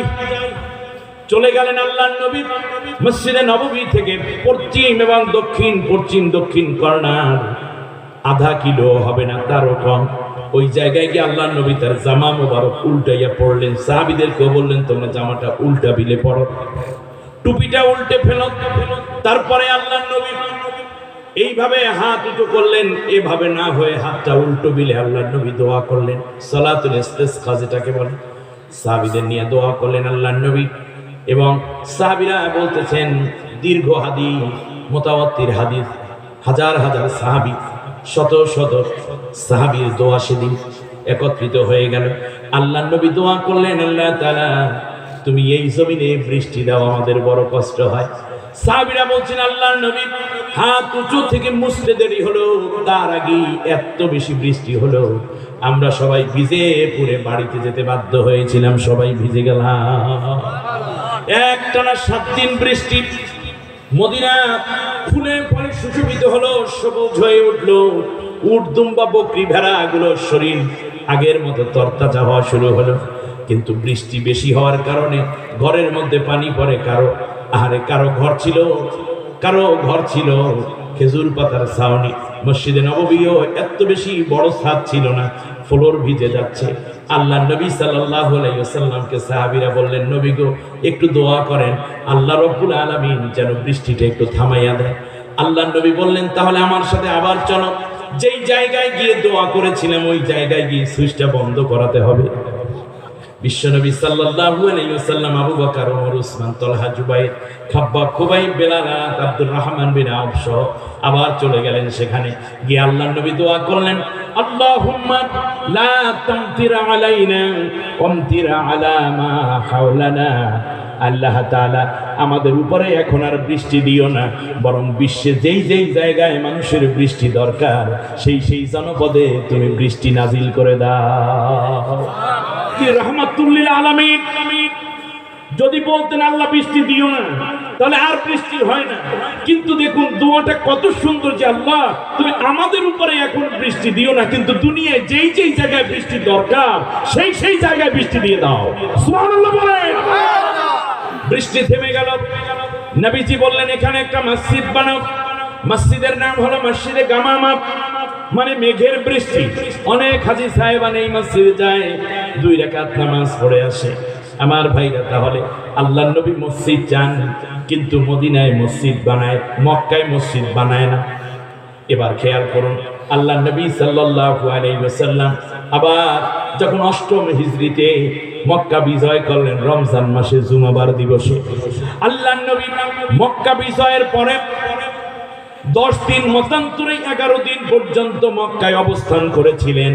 এই 11 দিনে আল্লাহর নবী 1টা 2টা নয় 86টা মসজিদ উদ্বোধন করেছেন, 86টা মসজিদ নির্মাণ করেছেন। সুবহানাল্লাহ।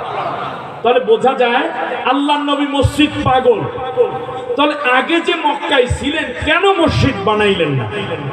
এর জবাবটা আপনি একটু নেন। ইন্নী জাইলুন ফিল আরদে খলিফা শব্দটা বোঝার জন্য। আমার ভাইয়েরা খেয়াল করুন, মসজিদ কার ঘর? আল্লাহর ঘর। আরো জোরে। আল্লাহর ঘর মসজিদ। এই আল্লাহর ঘর, আপনারা বলেন ঘর আগে, আপনি যদি এই ডৌয়াতলা বাজারে কিংবা বরগুনা শহরে একটা বিল্ডিং তুলতে চান, আপনি আগে ঘর উঠান নাকি আগে জায়গা কেনেন? এই শব্দগুলো মনে রাখবেন। আগে জায়গা দলিল করেন, জমিন দখলে নেন, তারপরে আপনি ঘর উঠান। তাই মসজিদটা কার ঘর? আল্লাহর ঘর। মক্কায় আল্লাহর নবী যতদিন ছিলেন, মক্কায় আইন চলতো আবু জেহেলের, মক্কায় শাসন চলতো আবু লাহাবের, স্বরাষ্ট্রমন্ত্রী ছিল আবু সুফিয়ান, ধর্মমন্ত্রী আবু লাহাব, প্রেসিডেন্ট ছিল আবু জাহেল, অর্থমন্ত্রী ছিল উমাইয়া বিন খালদ।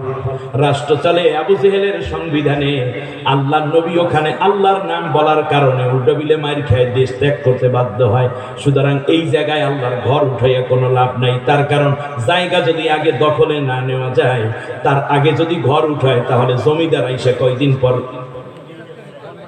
কি করবে? ঘর ভেঙে দেবে। যেমন ভারতে ভাঙতেছে আল্লাহর ঘর, বাবরি মসজিদ ভাঙ্গা ফেলাইতেছে, রাম মন্দির বানায় সেখানে। শ্রীলঙ্কার দিকে তাকান, চায়নার দিকে তাকান, আল্লাহর ঘর মসজিদ গুলো কেন ভাঙে? তার কারণ হলো আল্লাহ রব্বুল আলামিনের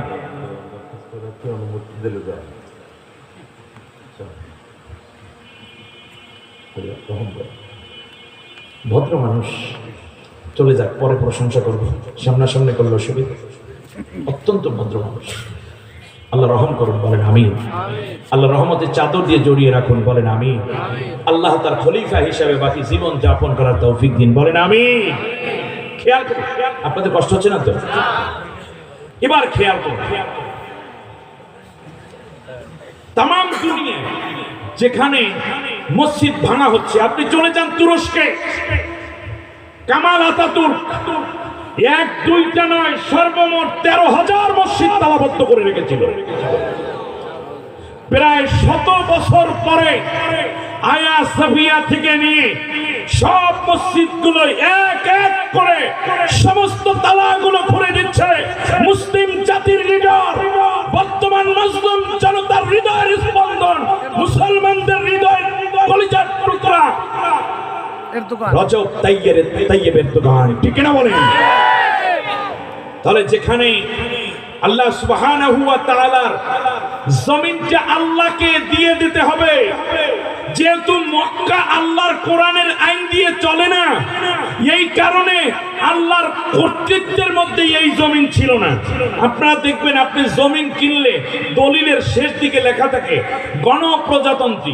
আমি স্বীকৃতি দিচ্ছি, গণপ্রজাতন্ত্রী বাংলাদেশ সরকারের যে কোনো প্রয়োজনে এই জমিন যদি গ্রহণ করতে চান, তাহলে এই জমিন গভর্নমেন্টকে দিয়ে দিতে, সরকারকে দিয়ে দিতে আমি বাধ্য থাকিব। টাকা আপনার, ওই টাকার মধ্যে লেখা আছে চাহিদা মাত্র ইহার বাহককে দিতে বাধ্য থাকিবে। খেয়াল করেন না এই কথাগুলো? তাহলে এই বাহককে সরকার আপনাকে টাকা ছাপাই দিয়েছে, যখনই দরকার। আজকে যদি প্রধানমন্ত্রী অর্ডার করেন, অর্থমন্ত্রী বলেন যে 500 টাকার যত নোট আছে আগামীকাল 12টার মধ্যে ব্যাংকে জমা দেবা, সবাই দিতে বাধ্য। ঠিক কিনা বলে? এর মানে হচ্ছে জমিনটা যে আল্লাহর, এটা প্রমাণিত হয় যখন সেই জমিন আল্লাহর আইন দিয়ে চলে, আল্লাহর হুকুম দিয়ে চলে, আল্লাহ রাব্বুল আলামিনের কোরআন দিয়ে চলে। যেহেতু মক্কায় আল্লাহর নবী এটা করতে পারেন নাই, এই জন্য আল্লাহর নবী মক্কায় একটাও মসজিদ বানান নাই 13 বছরে, আর ওই জায়গায় বানাইছেন 183টা। আল্লাহু আকবার বলবেন। আল্লাহর নবী আবার যখন মক্কাকে কোরআনের আইনের অধীনে নিয়ে আসতে পারলেন, মক্কা বিজয় হলো মাত্র 11 দিনে। আল্লাহর নবী সাল্লাল্লাহু আলাইহি ওয়াসাল্লাম 53 থেকে 56টা মসজিদ উদ্বোধন করলেন। তার কারণ হচ্ছে এখন জমিনটা আল্লাহর কোরআন দিয়ে চলে, বলুন মারহাবা। আমার ভাইয়েরা খেয়াল করুন, তাহলে বোঝা যায় কি, যেই জমিনে আল্লাহ রাব্বুল আলামিনের জন্য আগে যদি জমিনটা দেওয়া না যায়, তাহলে সেখানে ঘর উঠান না। আপনারা কি উঠান? আপনারা উঠাইবেন, উঠাইলে ভেঙে ফেলবে, অত বলবে এবারে আমার জমিনে ঘর উঠেছে কেন, মামলা করে আপনার সহ বিল্ডিং সহ নিয়ে যাবে, ঠিক না বলেন? অতএব বোঝা যায় যে আল্লাহর ঘর উঠানোর আগে জমিনটা আল্লাহকে দিতে হবে। আর আল্লাহকে জমিন দিয়েছেন, তার প্রমাণ হইল আপনি এই জমিনের মধ্যে আল্লাহর কোরআনের বিধান জারি করতে চেষ্টা করেছেন। আর এই জমিনে আল্লাহর বিধান প্রতিষ্ঠা করার জন্য যারা কাজ করবে তারাই হইল আল্লাহর খলিফা। এখন আমিও সেই খলিফা, আমার মিজানুর রহমান মিজান ভাইও সেই খলিফা, আমার সাইদুল ইসলাম লিটু ভাইও সেই খলিফা, প্রধানমন্ত্রী খলিফা, বিরোধী দলীয় নেতা নেত্রী খলিফা, এরপরে এমপি, মন্ত্রী, ডিসি, এসপি, পুলিশ, র্যাব, গোয়েন্দা সবাই কার খলিফা? আল্লাহর খলিফা। কিন্তু আমরা কি আল্লাহ সেই খেলাফতের দায়িত্ব পালন করছি? করছি না। ফলে কি হচ্ছে? মারামারি হচ্ছে। আর আরেক দলে খেলাফতের দায়িত্ব পালন বাদ দিয়ে কোথায় আছে? জিকির আজগারে পড়ে আছে। উদ্দেশ্য কি জিকির আজগার ছিল না, খেলাফতের দায়িত্ব ছিল? আচ্ছা, একেবারে নিকট থেকে আবার বলি, যেমন আপনারা আমাকে দাওয়াত দিয়েছেন, মূল দায়িত্ব বলেন তো দেখি এক কথা, কেন আমাকে দাওয়াত দিয়েছেন? মাহফিল করার জন্য, তাফসীর করার জন্য। আচ্ছা, আমি আসার পরে আমার আদরের ইসমাইল এবং অন্যান্য যারা আছে সবাই আমাকে রিসিভ করলো, ডাক্তার ইসমাইল। এরপরে দেশি মুরগি অনেকদিন পর বরিশালে রান্না, আমি বরিশালে ঢুকছি মনে হয় প্রায় 7-8 মাস হয়ে গেছে। এর আগে না, আমি বরিশালের মাঝখানে আসতেই পারিনি, করোনার কারণে ঢাকা দিচ্ছিলাম। যাই হোক, একেবারে নিজের গ্রামের সেই ফ্লেভার, তাজা ইলিশ এগুলো দিয়ে খাওয়ান দিল। এরপরে ডাল সেখান থেকে নিয়ে আর কি তাজা গরুর গোশত ইত্যাদি আমি খাইলাম। খাওয়া দাওয়ার পরে এখন বলতেছে হুজুর চলে, দেখলাম সুন্দর বিছনাও ভাই দিয়েছেন। এখন যদি আমি বলি যে ভাই এই যে আপনারা খাওয়াইলেন, এতে আমি খুব খুশি, আপনাদের 14 গোষ্ঠী আল্লাহ জান্নাতে লইছেন। আমি মুসাফির মানুষ, আলেম মানুষ, আমার কষ্ট দিয়েন না, আমি একটু বিশ্রাম করি, ঘুমাইয়ে নেই ভাই, সব কিছু ঠিক আছে, আমি আপনাদের কাছে হাদিয়া তো বা কিচ্ছু চাবো না, শুধুমাত্র রাত্রি একটু ঘুমাইতে দেন, সকালবেলা টাইম চলে যাবে। এখন আপনারা বলেন আমারে কি মনে করবে? বলবে এই হুজুরের স্কুল গত বছর যা ছিল এবছর একটাও ঠিক নেই, সব ঢিলা হয়ে গেছে, ঠিক কিনা বলে? তার কারণ আমাকে কি আপনারা খাওয়াইতে আনছেন? আমি কি খেতে আসছি? বরং মূল উদ্দেশ্য ওয়াজ করা। ওয়াজ করানোর আগে না খাইলে শরীরে এনার্জি আসে না, এই কারণে আমাকে খাওয়াইছেন। তাই মূল উদ্দেশ্য খাওয়া না মূল উদ্দেশ্য ওয়াজ? আপনারা আমাকে আল্লাহ দুনিয়ায় পাঠাইছে জিকির করার জন্য, মারামারি কাটাকাটি করার জন্য, নাকি এই জমিনে আল্লাহর কোরআনের শাসন প্রতিষ্ঠার নেতৃত্ব এবং আল্লাহর খেলাফতের এই দায়িত্ব পালনের জন্য? সেই কাম বাদ দিয়া আপনি কি করছেন? এবারে আসেন পরের কথায় আসি। তাহলে জমিনটা আল্লাহকে ফিরাই দিতে হবে। পরের জায়গা, পরের জমিন, ঘর বানায়া আমি রই, আমি তো সেই ঘরের মালিক নই। পরের জায়গা, জমিদারের ইচ্ছে মতো দেই না জমির চাষ, তাই তো ফসল ফলে না রে দুঃখ 12 মাস। আমি খাজনা পাতি সবই দিলাম, তবু জমিন আমার হয় যে নিলাম। আমি পাই না জমিদারের দেখা, পাই না জমিদারের দেখা, মনের দুঃখ কারে কই, আমি তো সেই ঘরের মালিক নই। জমিদারের ইচ্ছা মতো জমিটা চাষ হচ্ছে না। আর এই জমিদারের ইচ্ছে অনুযায়ী চাষ না হওয়ার জন্য যারা নেতৃত্ব দিচ্ছে তাদেরকে আল্লাহ পাঠিয়েছেন তার খেলাফতের দায়িত্ব দিয়া। আফসোস, আগে বুঝুন আপনাকে আল্লাহ পাঠিয়েছেন কোন উদ্দেশ্যে, সেটা হচ্ছে খেলাফতের দায়িত্ব পালন করা। খেলাফত মানে আমার কোনো আইন নাই, আমার কোনো বিধান নাই, আমি কারো বিধান মানি না, আমি কারো আইন মানি না, কেবলমাত্র আল্লাহ তাআলারটা মানি আর তারটাই বাস্তবায়ন করার জন্য আমি সর্বোচ্চ চেষ্টা করব। এজন্যই সাহাবীরা যুদ্ধ করেছেন, হিজরত করেছেন, শহীদ হয়েছেন, মার খেয়েছেন, আজও পর্যন্ত এই কাজ অব্যাহত আছে। পথ দুইটা, ইন্নাল্লাযীনা আমানু يقاتلون في سبيل الله والذين كفروا يقاتلون في سبيل الطاغوت فقاتلوا أولياء الشيطان إن كيد الشيطان كان ضعيفا আল্লাহ রাব্বুল আলামিন বলেন, যারা ঈমানদার তারা খেলাফত প্রতিষ্ঠা করার জন্য তাগুতের বিরুদ্ধে লড়াই করে, আর যারা কাফের হয়ে গেছে আমি আল্লাহর এই কথাগুলোকে মানে না, তারাই কেবল মানব রচিত মতবাদ এবং বিভিন্ন মত এবং পথকে প্রতিষ্ঠা করার জন্য সংগ্রাম করে। অতএব হে ঈমানদারেরা, তোমরা লড়াই করে যাও তাগুতের বিরুদ্ধে, শয়তানের দোসরদের বিরুদ্ধে। মনে রেখো, শয়তান মৌলিকভাবে বড়ই দুর্বল। আল্লাহু আকবার। এবারে আমি আপনাদের কাছে একটা প্রশ্ন করে পরের আয়াতটাই ঢুকে, ব্রেন ক্লিয়ার তো? আচ্ছা, মনে করেন বিশ্বনবী মুহাম্মদ রাসূলুল্লাহ সাল্লাল্লাহু আলাইহি ওয়াসাল্লাম জীবিত আছেন এবং তিনি বাংলাদেশে সফরে আসতেছেন। আলহামদুলিল্লাহ। আসতে বললেন কেন? নবী বাংলাদেশে আসবে, আপনাদের খারাপ না ভালো লাগে? নবী আসবেন। বাংলাদেশ সরকার সর্বোচ্চ অতিথি পরায়ণতার জন্য গোটা রাষ্ট্রকে রেডি করে ফেলেছে। আল্লাহ রাসূল সাল্লাল্লাহু আলাইহি ওয়াসাল্লাম বিমান থেকে নামলেন, কথার কথা ধরেন, রাষ্ট্রীয় অতিথি ভবন পদ্মায় নিয়ে যাওয়া হলো। 3 দিন আল্লাহর নবী এখানে থাকলেন। এরপরে প্রধানমন্ত্রী, প্রেসিডেন্ট, মন্ত্রী পরিষদ, দেশের শীর্ষস্থানীয় শিল্পপতিরা গিয়ে আল্লাহ রসুলের সাথে দেখা করে বলল, জি ইয়া রাসূলুল্লাহ, আপনি বাংলাদেশে আসছেন, এই জন্য আমাদের কলিজা ভরে গেছে, আমরা খুব আনন্দিত। আমরা চাই আপনার তত্ত্বাবধানে 64 জেলায় 64টা মসজিদ উদ্বোধন করব। বোঝেন নেই? প্রত্যেক মসজিদের জন্য 5 কোটি টাকা করে সরকারি তহবিল থেকে বরাদ্দ দেয়া হয়েছে। নবী খুব খুশি এবং বিমানবন্দরের থেকে বিমান বাহিনীর একটা বিমান রেডি করেছি আমরা। 64 জেলায় গিয়ে আপনি শুধু ভিত্তিপ্রস্তর স্থাপন করে আবার মাগরিবের আগে এখানে ফিরে আসবেন। আমি আপনাদের কাছে জানতে চাই, বাংলাদেশের এই প্রেক্ষাপটে আল্লাহর নবী কয়টা মসজিদ উদ্বোধন করতেন? তাহলে জীবিত মানুষ আছে এখানে নাকি? সব মারা গেছে? একটাও করতেন না। কারণটা কি বলেন তো দেখি? জমিন ঠিক নাই। যেই জমিনে আল্লাহর কোরআনের শাসন প্রতিষ্ঠিত নাই, সেই জমিনে আল্লাহর নবী মসজিদ বানান নাই। আমি এই কথাটা এজন্য বুঝাই না যে মসজিদের মতো এত বড় গুরুত্বপূর্ণ সওয়াবপূর্ণ একটি ইবাদত আল্লাহর নবী ততক্ষণ শুরু করেন না যতক্ষণ না সেখানে খেলাফত প্রতিষ্ঠিত হয়। আপনি আমি তাসবিহ তাহলিল করি, কথাগুলো কারো কাছে কোন রকম ব্যথার জন্য নিবেন না।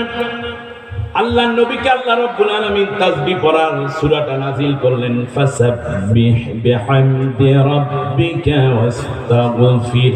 এটা কোন সূরা বলেন তো দেখি? সূরা নাসর। এই সূরাটা আল্লাহর নবীর উপরে নাযিল হওয়া সর্বশেষ সূরা। আল্লাহু আকবার। এরপর আর কোন পূর্ণাঙ্গ সূরা নবীর উপরে নাযিল এই এখন তায়েফে মার খাওয়ার মতো পরিবেশ নাই, বদর নাই, উহুদ নাই, খন্দক নাই, হুনাইন নাই, জেল নাই, জুলুম নাই। নবীর সামনে, সাহাবীদের সামনে দাঁড়াইয়া চোখ উঁচু করে কথা বলবে এরকম কেউ দুনিয়ায় নাই। অতএব নবী এখন মক্কা মদিনা হিজরত তুমি প্রতিষ্ঠায় হয়ে গেল। এরপরে সিরিয়া, ইয়ামেন থেকে নিয়ে পারস্য পর্যন্ত দিনের দাওয়াত পৌঁছে গেছে। অতএব আর কোনো কথা নাই গো রাসূল, এখন তোমার কোনো কাজ নাই, এখন তুমি বসে বসে তাসবিহ পড়ো, তাহলিল করো। খেয়াল করেন না? তা তাসবির সবক আসছে কখন? যেখানে একামতে দিন হয়ে গেছে, খেলাফত প্রতিষ্ঠিত হয়ে গেছে, এখন কি করবা? বসে বসে তাসবিহ পড়ো। সুবহানাল্লাহ পড়বেন না আপনারা? জ্ঞানীদের মধ্যে মাথায় খোসা দিয়ে গেলেন। ফেরেশতারা বলল ওয়াল্লামা, এখানে আবার একটা মজার ব্যাপার, খেলাফতের দায়িত্ব পালন করতে হলে ইলম দরকার। ওয়াল্লামা আদামাল আসমাআ কুল্লাহা সুম্মা আরাদাহুম আলাল মালাইকা ফাকালা আনবিউনি বিআসমাই হাউলাই ইন কুনতুম সাদিকিন। আল্লাহু আকবার।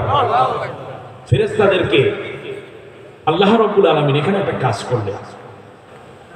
আল্লাহ তাআলা বললেন, হে ফেরেশতারা, তোমরা সিজদা করো আদমকে।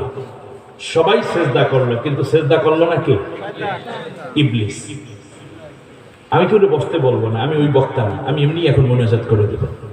শোনেন, দ্বিতীয় যেটা আল্লাহ তাআলা বললেন, আমি আদমকে সব জিনিসের জ্ঞান শিখাইয়া দিলাম। এরপরে ফেরেশতাদেরকে বললাম, তোমরা বলো তো দেখি এই জিনিসগুলোর নাম কি? তারা বলল, আল্লাহ তুমি আমাদেরকে যে জ্ঞান দিয়েছো কেবল এতটুকুই আমরা জানি, এর বাইরে আর কোনো জ্ঞান আমরা জানি না। এরপর আদম আলাইহিস সালামকে আল্লাহ তাআলা বলেন, আদম তুমি বলো তো এই জিনিসগুলোর নাম কি? সব জিনিসের নাম বলে দিলেন কে? আদম আলাইহিস সালাম।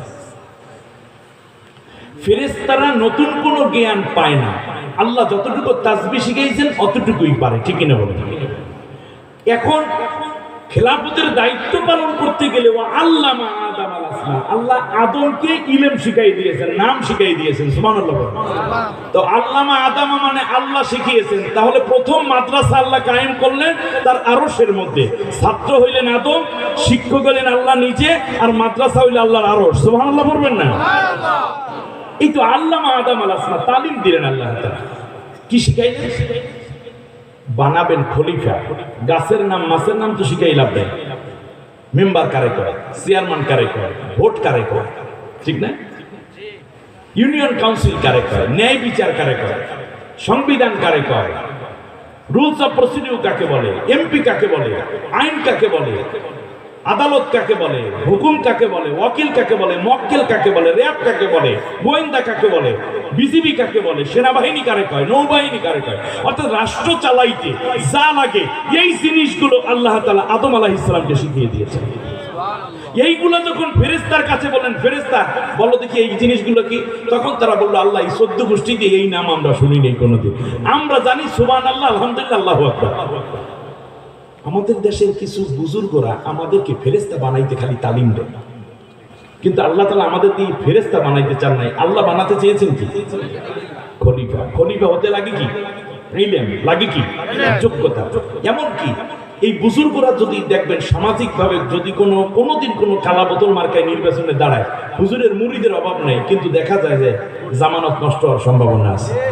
তখন খেলাফত পালনের জন্য যে যোগ্যতাটা লাগে সেইটা তাদের ভিতরে নয়, তসবিহ তাহলিলের যোগ্যতা আছে, ঠিক কিনা বলেন?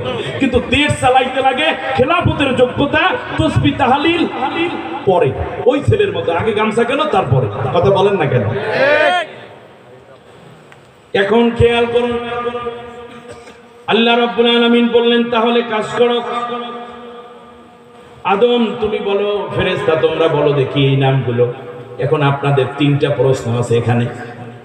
আরে যদি কত ভালো হতো, গতকালকে আমার মাহফিল ছিল কক্সবাজার, আস্তে আস্তে অনেক কষ্ট হয়েছে। গত রাতে কুয়াশা পড়ার কারণে ওই যে পদ্মায় ফেরি চলাচল করে নাই, গাড়ি তো দুই ওপারে বিশাল জ্যাম হয়ে গেছে।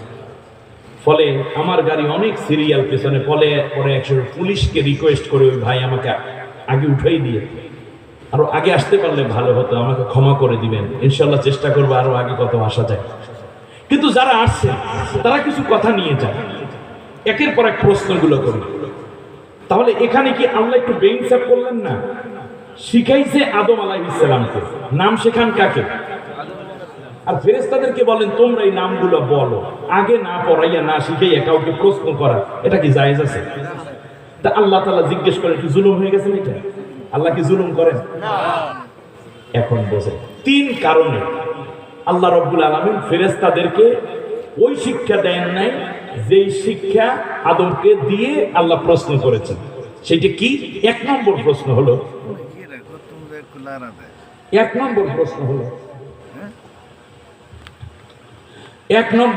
হলো তিনটা কারণ। কয়টা কারণ বলছি? তিনটা কারণ। এক নম্বর কারণ, আল্লাহ রাব্বুল আলামিন ফেরেশতাদের সামনে পেশ করলেন আমি খলিফা পাঠাবো। কিন্তু খলিফা কি জিনিস, খলিফার দায়িত্ব কি, এইটা মূলত ফেরেশতারাও জানে না। এজন্য আল্লাহ বলছেন আমি যা জানি তোমরা তা জানো না। তাহলে ফেরেশতারা সন্দেহ করছে কি? কথা বলেন, মারামারি করবে, কাটাকাটি করবে। এইটা কি আন্দাজি একটা মন্তব্য হইল না? এই কারণে আল্লাহ তাআলা আগে তাদেরকে জ্ঞান শিক্ষা দেন নাই। অতএব যারা খেলাফতের দায়িত্ব পালন করেন তাদের বিরুদ্ধে কেউ যদি এইরকম ধারণা করে বসে থাকে এরা তো মারামারি করার দল, কাটাকাটি করার দল, এরা জঙ্গিবাদ, এরা হলো মৌলবাদ, এরা উগ্রবাদ, এই কথাগুলো যারা বলে খেলাফত প্রতিষ্ঠার পক্ষ, আল্লাহর কোরআনের বিধান প্রতিষ্ঠার কারীদের বিরুদ্ধে অপপ্রচার এবং প্রোপাগান্ডা করবে, অত্যাচার করবে, মন্তব্য করবে, আল্লাহ তাআলা তাদেরকে সত্যিকার জ্ঞান দিয়ে ধন্য করেন না। তার প্রথম প্রমাণ ফেরেশতা। দ্বিতীয় হচ্ছে ফেরেশতার কাজ এটা নয় যে সে খেলাফতের দায়িত্ব পালন করবে, কারণ খলিফা করবে খেলাফতের দায়িত্ব পালন। আর যেহেতু খেলাফতের বিষয়টা ফেরেশতাদের সাথে সংশ্লিষ্ট নয়, এটা মানুষের সাথে সংশ্লিষ্ট, অতএব আল্লাহ রাব্বুল আলামিন এত বড় মহান শিক্ষক, আল্লাহ রাব্বুল আলামিন এত বড় কুদরতওয়ালা যে যাকে দিয়ে যেই কাজ করাবেন না সেই সাবজেক্ট তাকে পড়াইয়া আল্লাহ সময় নষ্ট করবেন। আল্লাহ এইরকম আল্লাহ না। তৃতীয় কারণ হচ্ছে নিজে না বুঝেই আগে মন্তব্য করে বসে গেছে। কথাটা বোঝেন নাই? নিজের আবার মাতব্বরি দেখাইছে যে আল্লাহ তাআলা ওরা তো নষ্টই, দ্বিতীয় আমরাই তো তোমার তাসবিহ তাহলিল করি।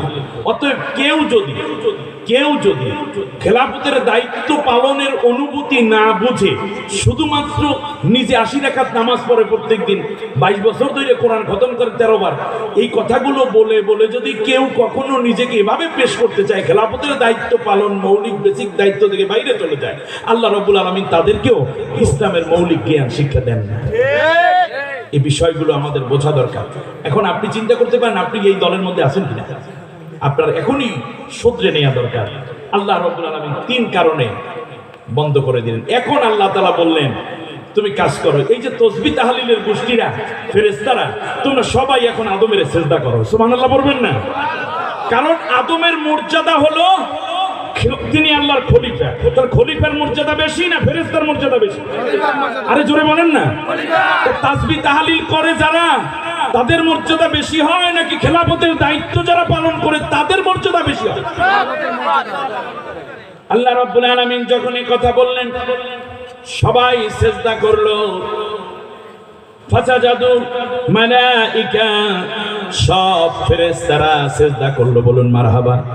আসলে এটা আদমকে সিজদা ছিল না, মূল বিষয় ছিল এই যে এত বছর পর্যন্ত আমার আনুগত্য যেটা করেছো সেইটা শুধুমাত্র তোমাদের ইচ্ছা, তোমাদের ইবাদতের মধ্যে থাকবে নাকি আমার হুকুম পালনের ক্ষেত্রে তোমাদের মতের আনুগত্য করো নাকি আমার আনুগত্য করো, এটা একটা প্রমাণ।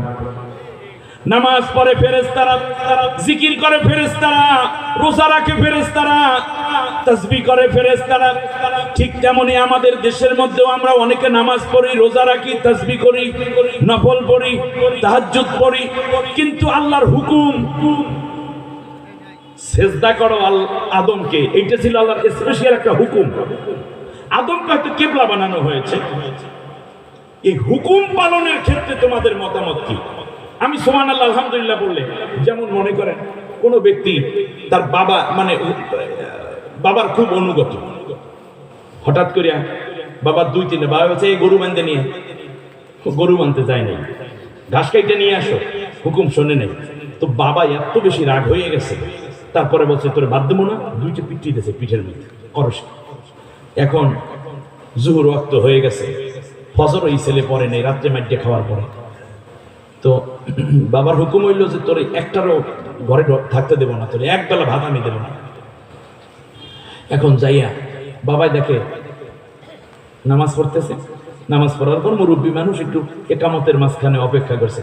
এখন পাশে বইতে, বাবা আমি আপনি সব হুকুম শুনি, বাবা আপনি যা বলেন তাই মানি, বাবা আপনি যা বলবেন তাই শুনবো, বাবা আপনি যা করবেন তার বাইরে আমি যাবো না, যাবো না, যাবো না, বাবা আপনার হুকুম মানি, বাবা আপনার হুকুম মানি, বাবা আপনি ভালো, বাবা আপনি আমার সোনা ময়না ফকি, আপনার মতো বাবা হয় না, ইত্যাদি। বাবা এই পেশে তাকাই, ঠিক আছে যা, নারিকেল গাছ থেকে দুইটা শুকনো নারিকেল পাইরে বাজারে নিয়ে বিক্রি করে তোর মার জন্য পান কিনে নিস। এখনো বৈশা রয়েছে কি, বাবা আপনি ভালো, বাবা আপনি ভালো, আপনি খুব ভালো বাবা। বলেন তো দেখি বাবা খুশি নেবে যায়? তার ভালো বাবা যখন বলছো তখনই তো বাবার হুকুম এসে গেছে, যখন কালেমা পড়ছো তখনই তো আল্লাহর হুকুম চলে আসছে, নামাজ যখন পড়া শুরু করছো তখনই তো আল্লাহর আইন মানার কথা চলে আসছে। এখন তুমি দেখা যায় নামাজে আল্লাহরে মানো, ভালো বাবা, ভালো আল্লাহ, ভালো মামুদ, ভালো গরিব, তুমি আমার এ কথা তুমি বলতেছো, কিন্তু যখনই তোমাকে বলা হয় আইন চলবে আমার আল্লাহর আদালতে, অর্থনীতি চলবে আমার আইনে, শিক্ষা নিতে হবে আমার কোরআনে, দেশ চলবে আমার কোরআনের আইনে, তখনই তুমি উল্টা পাল্টা মারো। তাহলে মানে তুমি যে আসলে আমারে মানো, মুখে বলো আসলে না।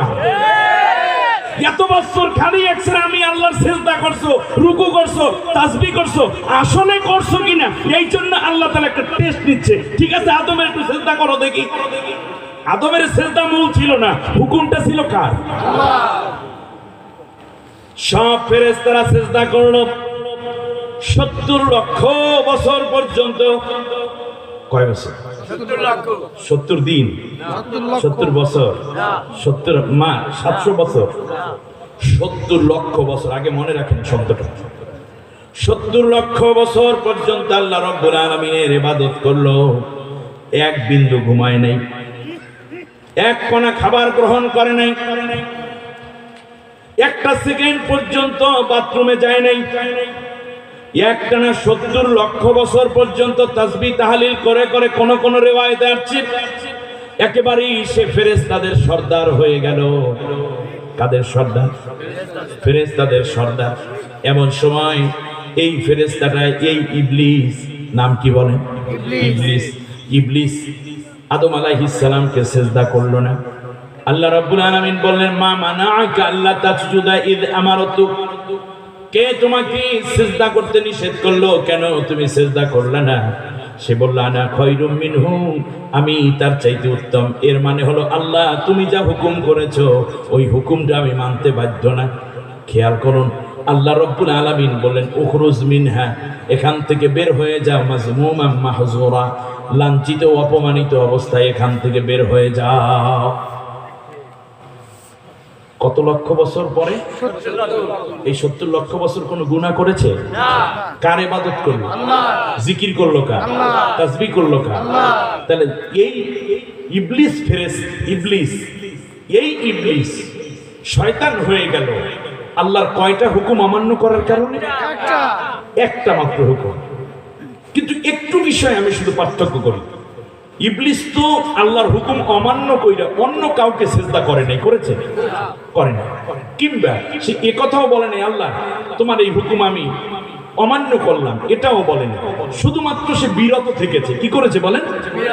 হুকুম পালন অন্যান্যরা করেছে, উনি শুধু করে নাই, আর কিচ্ছু করে নাই। কিন্তু সেই কারণে যদি একটা হুকুম অমান্য করায় 70 লক্ষ বছরের ইবাদত বাদ হইয়া ইবলিস যদি শয়তান হইয়া জান্নাত হারাম হয়ে যায়, তাহলে আল্লাহ রাব্বুল আলামিন আপনাকে খেলাফতের দায়িত্ব দিয়ে, নাস নেয়ামত দিয়ে, অক্সিজেন দিলেন আল্লাহ, হাত দিলেন আল্লাহ, কণ্ঠ দিলেন আল্লাহ, জ্ঞান দিলেন আল্লাহ, যৌবন দিলেন আল্লাহ, জীবন দিলেন আল্লাহ, বাঁচাইয়া রাখলেন আল্লাহ, পরকালে যাব আল্লাহর আল্লাহর কাছে, সেই আল্লাহর সব নাজ নিয়ামত খাইয়া আল্লাহর হুকুম তো শুধু অমান্যই করলেন না, বরং যারাই হুকুম মানতে চায় আপনি তাদের উপরে অত্যাচার করেন, মিথ্যা মামলা দিয়ে গণছাড়া করেন, তাদেরকে আপনি রিমান্ডে দেন, তাদেরকে আপনি অপদস্থ করেন। আপনি যদি ইবলিসের চাইতেও খারাপ হয়ে ওইটা করবেন।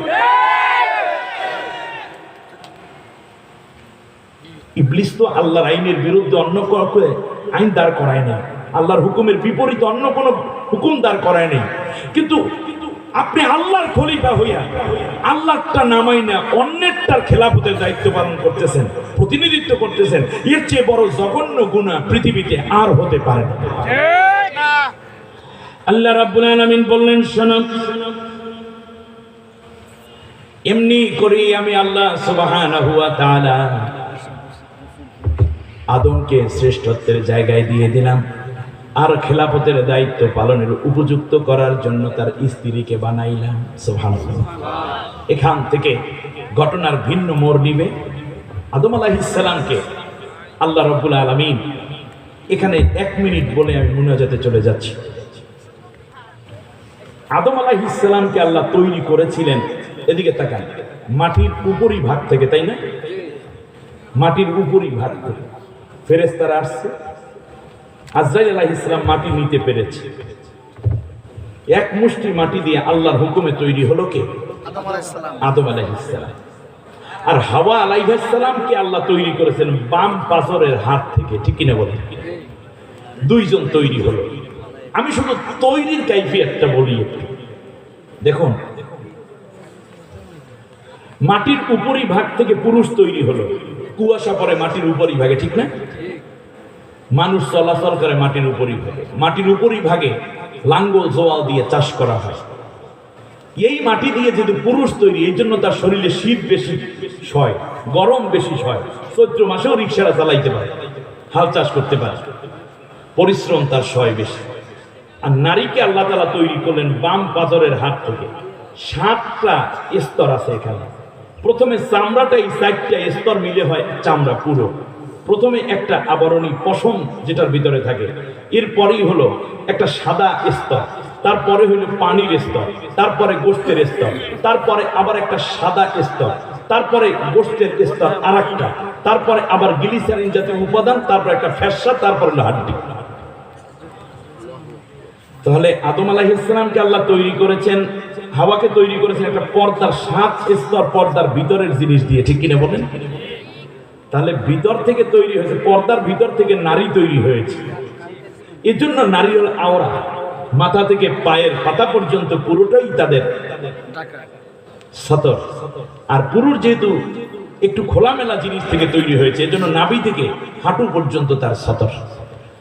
মনে রাখবেন, এই নারীরা সৃষ্টির দিক থেকেই যেহেতু পর্দা বলি, উচিত হবে না ভিতরের কোনো হাড় চামড়া কাইটে আপনি যদি বাইরে ঝুলাইয়া রাখেন, সেখান থেকে পানি পড়বে, সেখান থেকে রস চুয়ে চুয়ে পড়বে, আর এই হাড্ডিটা কামড় দেওয়ার জন্য কুকুর পিছনে পিছনে দৌড়াইবে, ঠিক কিনা বলেন? অপরদিকে এটার মধ্যে মশা পড়বে, মাছি পড়বে। সুতরাং আপনি অসুস্থ হয়ে যাবেন ভিতরের হাড় বাইরে চলে আসার কারণে, ওখান দিয়ে পছন্দ ধরবে। যেই দিন থেকে নারীরা ভেতরের পর্দার জিনিস পর্দা ভেদ করে যখন বাইরে চলে আসছে, সেই দিন থেকেই কুকুর পিছনে পিছনে সাটা দেওয়া শুরু করছে, ঠিক কিনা? বাড়ির কাছে যুবক ছেলেটারে আপনি পিটানের জন্য চেয়ারম্যানের কাছে নালিশ করেন, তার আগে আপনার ভিতরের হাতটা ভিতরে নিতে পারেন না, ভিতরে না নিলে তো কুকুর পিছনে লক লইবি, ঠিক কিনা? আল্লাহ তাআলা বললেন, আদম হাওয়া তোমরা দুইজন জান্নাতের মধ্যে থাকো। সুবহানাল্লাহ। ইয়া আদম উসকুন আনতা ওয়া যাওজুকাল জান্নাত, আদম তুমি থাকো তোমার বউরে লইয়া জান্নাতের মধ্যে। সুবহানাল্লাহ। তাহলে এখানে আল্লাহ তাআলা বললেন যে কুলনা ইয়া আদম উসকুন আনতা ওয়া যাওজুকাল জান্নাত। বলুন তো দেখি, এখানে আদমকে বলতেছে তুমি তোমার বউ নিয়ে থাকো, তাহলে কে থাকবে কাকে নিয়ে? আদম আলাইহিস সালাম থাকবে। তার সংসারটা কার? আদম আলাইহিস সালাম। চিফ অ্যাডমিনিস্ট্রেটর, প্রধান প্রশাসক হলেন আদম আলাইহিস সালাম, থাকবে বউকে নিয়ে। তাহলে যদিও আর রেজালু কাওয়ামুনা আলান নিসা, পুরুষের একটা প্রাধান্য থাকবে নারীর উপরে, কিন্তু খাবার দাবারের ক্ষেত্রে যারা এই সমান অধিকারের স্লোগান দেন, সৃষ্টির শুরুতে দেখেন আল্লাহ কি বলছেন, ওয়াকুলা মিনহা রাগাদান হাইসু শিতুমা, তোমরা দুইজনে খাবা এই জান্নাতের মধ্যে যা আছে সব, এর মানে খাওয়া পড়ায় সমান অধিকার করে দিলেন। সুবহানাল্লাহ বলেন। আয়াতের ধারাবাহিকতা হওয়া উচিত ছিল, উসকুন আনতা ওয়া জাওজুকার পরে বলা উচিত ছিল ওয়াকুল আনতা ওয়া জাওজুকা, তুমি খাও তোমার স্ত্রীরে খাওয়াইও। তাহলে হয়তো পুরুষেরা খাওয়ার পরে যদি কিছু থাকতো তাহলে নারীরা পাইতো, আর না হইলে শুধু আড্ডি কুটি সাবাইয়া সারা জীবন পার করে দেওয়া লাগতো। ঠিক কিনা বলে? কিন্তু আল্লাহ রাব্বুল আলামিন বললেন না, ওয়াকুলা মিনহা রাগাদান হাইসু শি'তুমা, তোমরা দুইজন এই তোমরা দুইজন সমান হারে খাবে। নবীজিও বলেছেন তুমি যা খাবে তোমার স্ত্রীকে তা খাওয়াবে। এর মানে আপনি একটা সিগারেট খাইবেন, বউরি আর একটা খাওয়াবেন নাকি? তো হুজুরে ওয়াজ করে গেছে হাদিস দিয়া, সিগারেট খাবা না মানে দেখো না হুজুরে রেকর্ড নিয়ে এসছে। আল্লাহ নবী বলেছেন তুমি যা পরবে তোমার স্ত্রীকে তা পরাবে। এর মানে আপনি একটা জিন্সের প্যান্ট পরেন, বউরি একটা পরাই দেবেন নাকি? না, এর মানে হচ্ছে আপনি যখন নতুন পোশাক কিনবেন তখন স্ত্রীর জন্য একটা নতুন পোশাক কিনবেন। ঠিক আছে কিনা? ইসলাম চায় শান্তিপূর্ণ একটি পারিবারিক জীবন, ইসলাম চায় পারস্পরিক সৌহার্দ্যপূর্ণ একটা মমতাময় দাম্পত্য জীবন। আমি আর কথা না বাড়াতে পারার কারণে দুঃখিত। সম্মানিত ভাইরা, যা হয়ে গেছে আমার মনে হয় এখন থেকে শুরু করলেই হয়, নাকি? শুরু করলেই হয়। আল্লাহ আমাদের কবুল করুন, বলেন আমিন। আর বিস্তারিত জানার জন্য এটির উপরে আমার একটা লেখা বই আছে, মানব সৃষ্টির উদ্দেশ্য। আমার এই অবিচল কথাগুলো আল্লাহ যেন আমাদেরকে হেদায়েতের জন্য জড়িয়ে করে দেন, বলেন আমিন। সবাই বলেন আমিন। মুনাজাত না দিয়ে কেউ যাবেন নাই, গভীর রাত, আমি মুসাফির, আমি একজন মাজলুম। আশা করি আপনাদেরকে নিয়ে দোয়া করলে আজকে দোয়া কবুল হয়ে যাবে ইনশাআল্লাহ। বন্ধুগণ, বাকি কথাগুলো আপনারা পড়ে নেবেন এখান থেকে, একটু শোনেন। রব্বিল আলামিন, والصلاة والسلام على رسوله الكريم. ربنا ظلمنا أنفسنا وإن لم تغفر لنا وترحمنا لنكونن من الخاسرين. رب العالمين, আল্লাহ তাআলা বঙ্গোপসাগরের কিনারে তোমার কোরআনের বাতি জ্বালানোর জন্য একদল তরুণ যুবক আমাদের ডোয়াতলা সামাজিক সংগঠন নাম দিয়ে দ্বিতীয় বার্ষিক তাফসীর মাহফিল করতে যাচ্ছে। প্রথম দিবসের সমাপনী লগন কোরআন পাগলদেরকে নিয়ে শীতের মধ্যে হাত বাড়াইলাম। রব্বুল আলামিন, একজন মুমিন বান্দা বান্দিকে এক বিন্দু গুনাহ বাকি রেখে ঘরে ফিরাইও না। আল্লাহ তাআলা এত কষ্টে এবং এত মেহনতে সাজানো কোরআনের ময়দান থেকে যদি গুনাহ নিয়ে বাড়িতে ফিরতে হয়, কোথায় গেলে গুনাহ মাফ হবে আমাদের কারো জানা নাই। গুনার বোঝা মাথায় লইয়া দেশ বিদেশে ঘুরি, কোন দিন জানি আজরাইলের হাতে ধরা পড়ি। আল্লাহ তাআলা আলেমরা হাত পেতেছেন, মুরব্বীরা রয়েছেন, এলাকার প্রতিনিধি সহ যুবক ভাই বোন যুবতী বোনেরাও রয়েছেন, পর্দার আড়ালে মা বোন রয়েছেন, আলেমের স্ত্রী হাফেজা রয়েছেন। রব্বুল আলামিন, যার চোখের পানি দেখলে তোমার বেশি মায়া লাগে, যার কান্নার আওয়াজ তোমার আরশ পর্যন্ত গিয়ে ধাক্কা খায়, তাদের হাতের বদৌলতে আমাদের সকলের মুনাজাত কবুল করে নাও। দয়া করে যতদিন বাঁচাইয়া রাখবা কোরআনের পথে, ইসলামের পথে, খেলাফতের দায়িত্ব পালন করতে করতে সারাটা জীবন কাটিয়ে দেওয়ার তৌফিক নসিব করে দাও। মাবুদ রে, খাস করে আল্লাহ যা কিছু সওয়াব দিয়েছো নবীজির রওজা মুবারকে পৌঁছে দাও। আল্লাহ তাআলা এখনো পর্যন্ত যারা আমিন আমিন বলছেন, আল্লাহ প্রত্যেককে একবার হলেও তোমার নবীর রওজার কিনারে গিয়ে সালাম দেওয়ার মতো, তোমার ঘর জিয়ারতের মতো তৌফিক করে দিও। আল্লাহ, জানি না এই মজলিসের মধ্যে কে তার মাকে হারিয়ে তোমার কাছে হাত পেতেছে, জানি না কে তার বাবাকে হারিয়ে ফেলেছে, জানি না কে তার কলিজার টুকরা সন্তান হারাইয়া কান্দে। আল্লাহ, দয়া করে প্রত্যেকের মা বাবাকে জান্নাতুল ফিরদাউস নসিব করে দাও। অত্র এলাকায় যত মুর্তিগান আছে আল্লাহ, সকলের কবর আযাব কোরআনের বরকতে মাফ করে দাও। কিয়ামত পর্যন্ত মাহফিলকে কায়েম ও দায়েম করে দাও। আগামী কালকে তোমার বান্দা আব্দুল্লাহ আলামিন সাহেব সহ উলামায়ে কেরাম যারা আসবেন হক কথাগুলো কোরআন থেকে বলে এই জাতিকে সত্য সুন্দর পথে ডাকার তৌফিক দিয়ে দাও। কিয়ামতের দিন মাহফিলকে নাজাতের জরিয়া বানায়া দাও।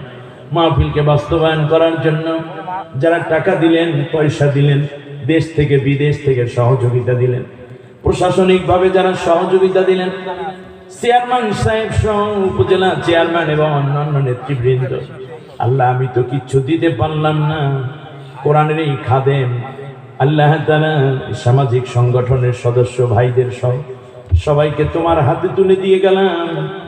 জীবন চলার কোনো প্রয়োজন এই ভাইরা কিছু চাইলে তুমি তাদের খালি ফিরাইবে না। মরণ যেদিন দিবারে মালিক, কোরআনের কথা বলছি, কোরআনের পথে চলছি, এমন অবস্থায় শাহাদাতের মওত নসিব করে দিও। মাটির দেশে বাড়ি আমার, মাটির দেশে ঘর, এ দুনিয়ায় যারা আপন সবই হবে পর। আল্লাহ ইন্তেকালের সময় নবীজির নূরের চেহারা খানা দেখতে দেখতে আসানের সাথে প্রাণ পাখি বের করে নিও। নামাজের মধ্যে সেজদায় পড়ে থাকবো, এমন অবস্থায় আজরাইল পাঠাইও। সকলের জবান থেকে জারি করে দিও লা ইলাহা ইল্লাল্লাহু মুহাম্মাদুর রাসূলুল্লাহ।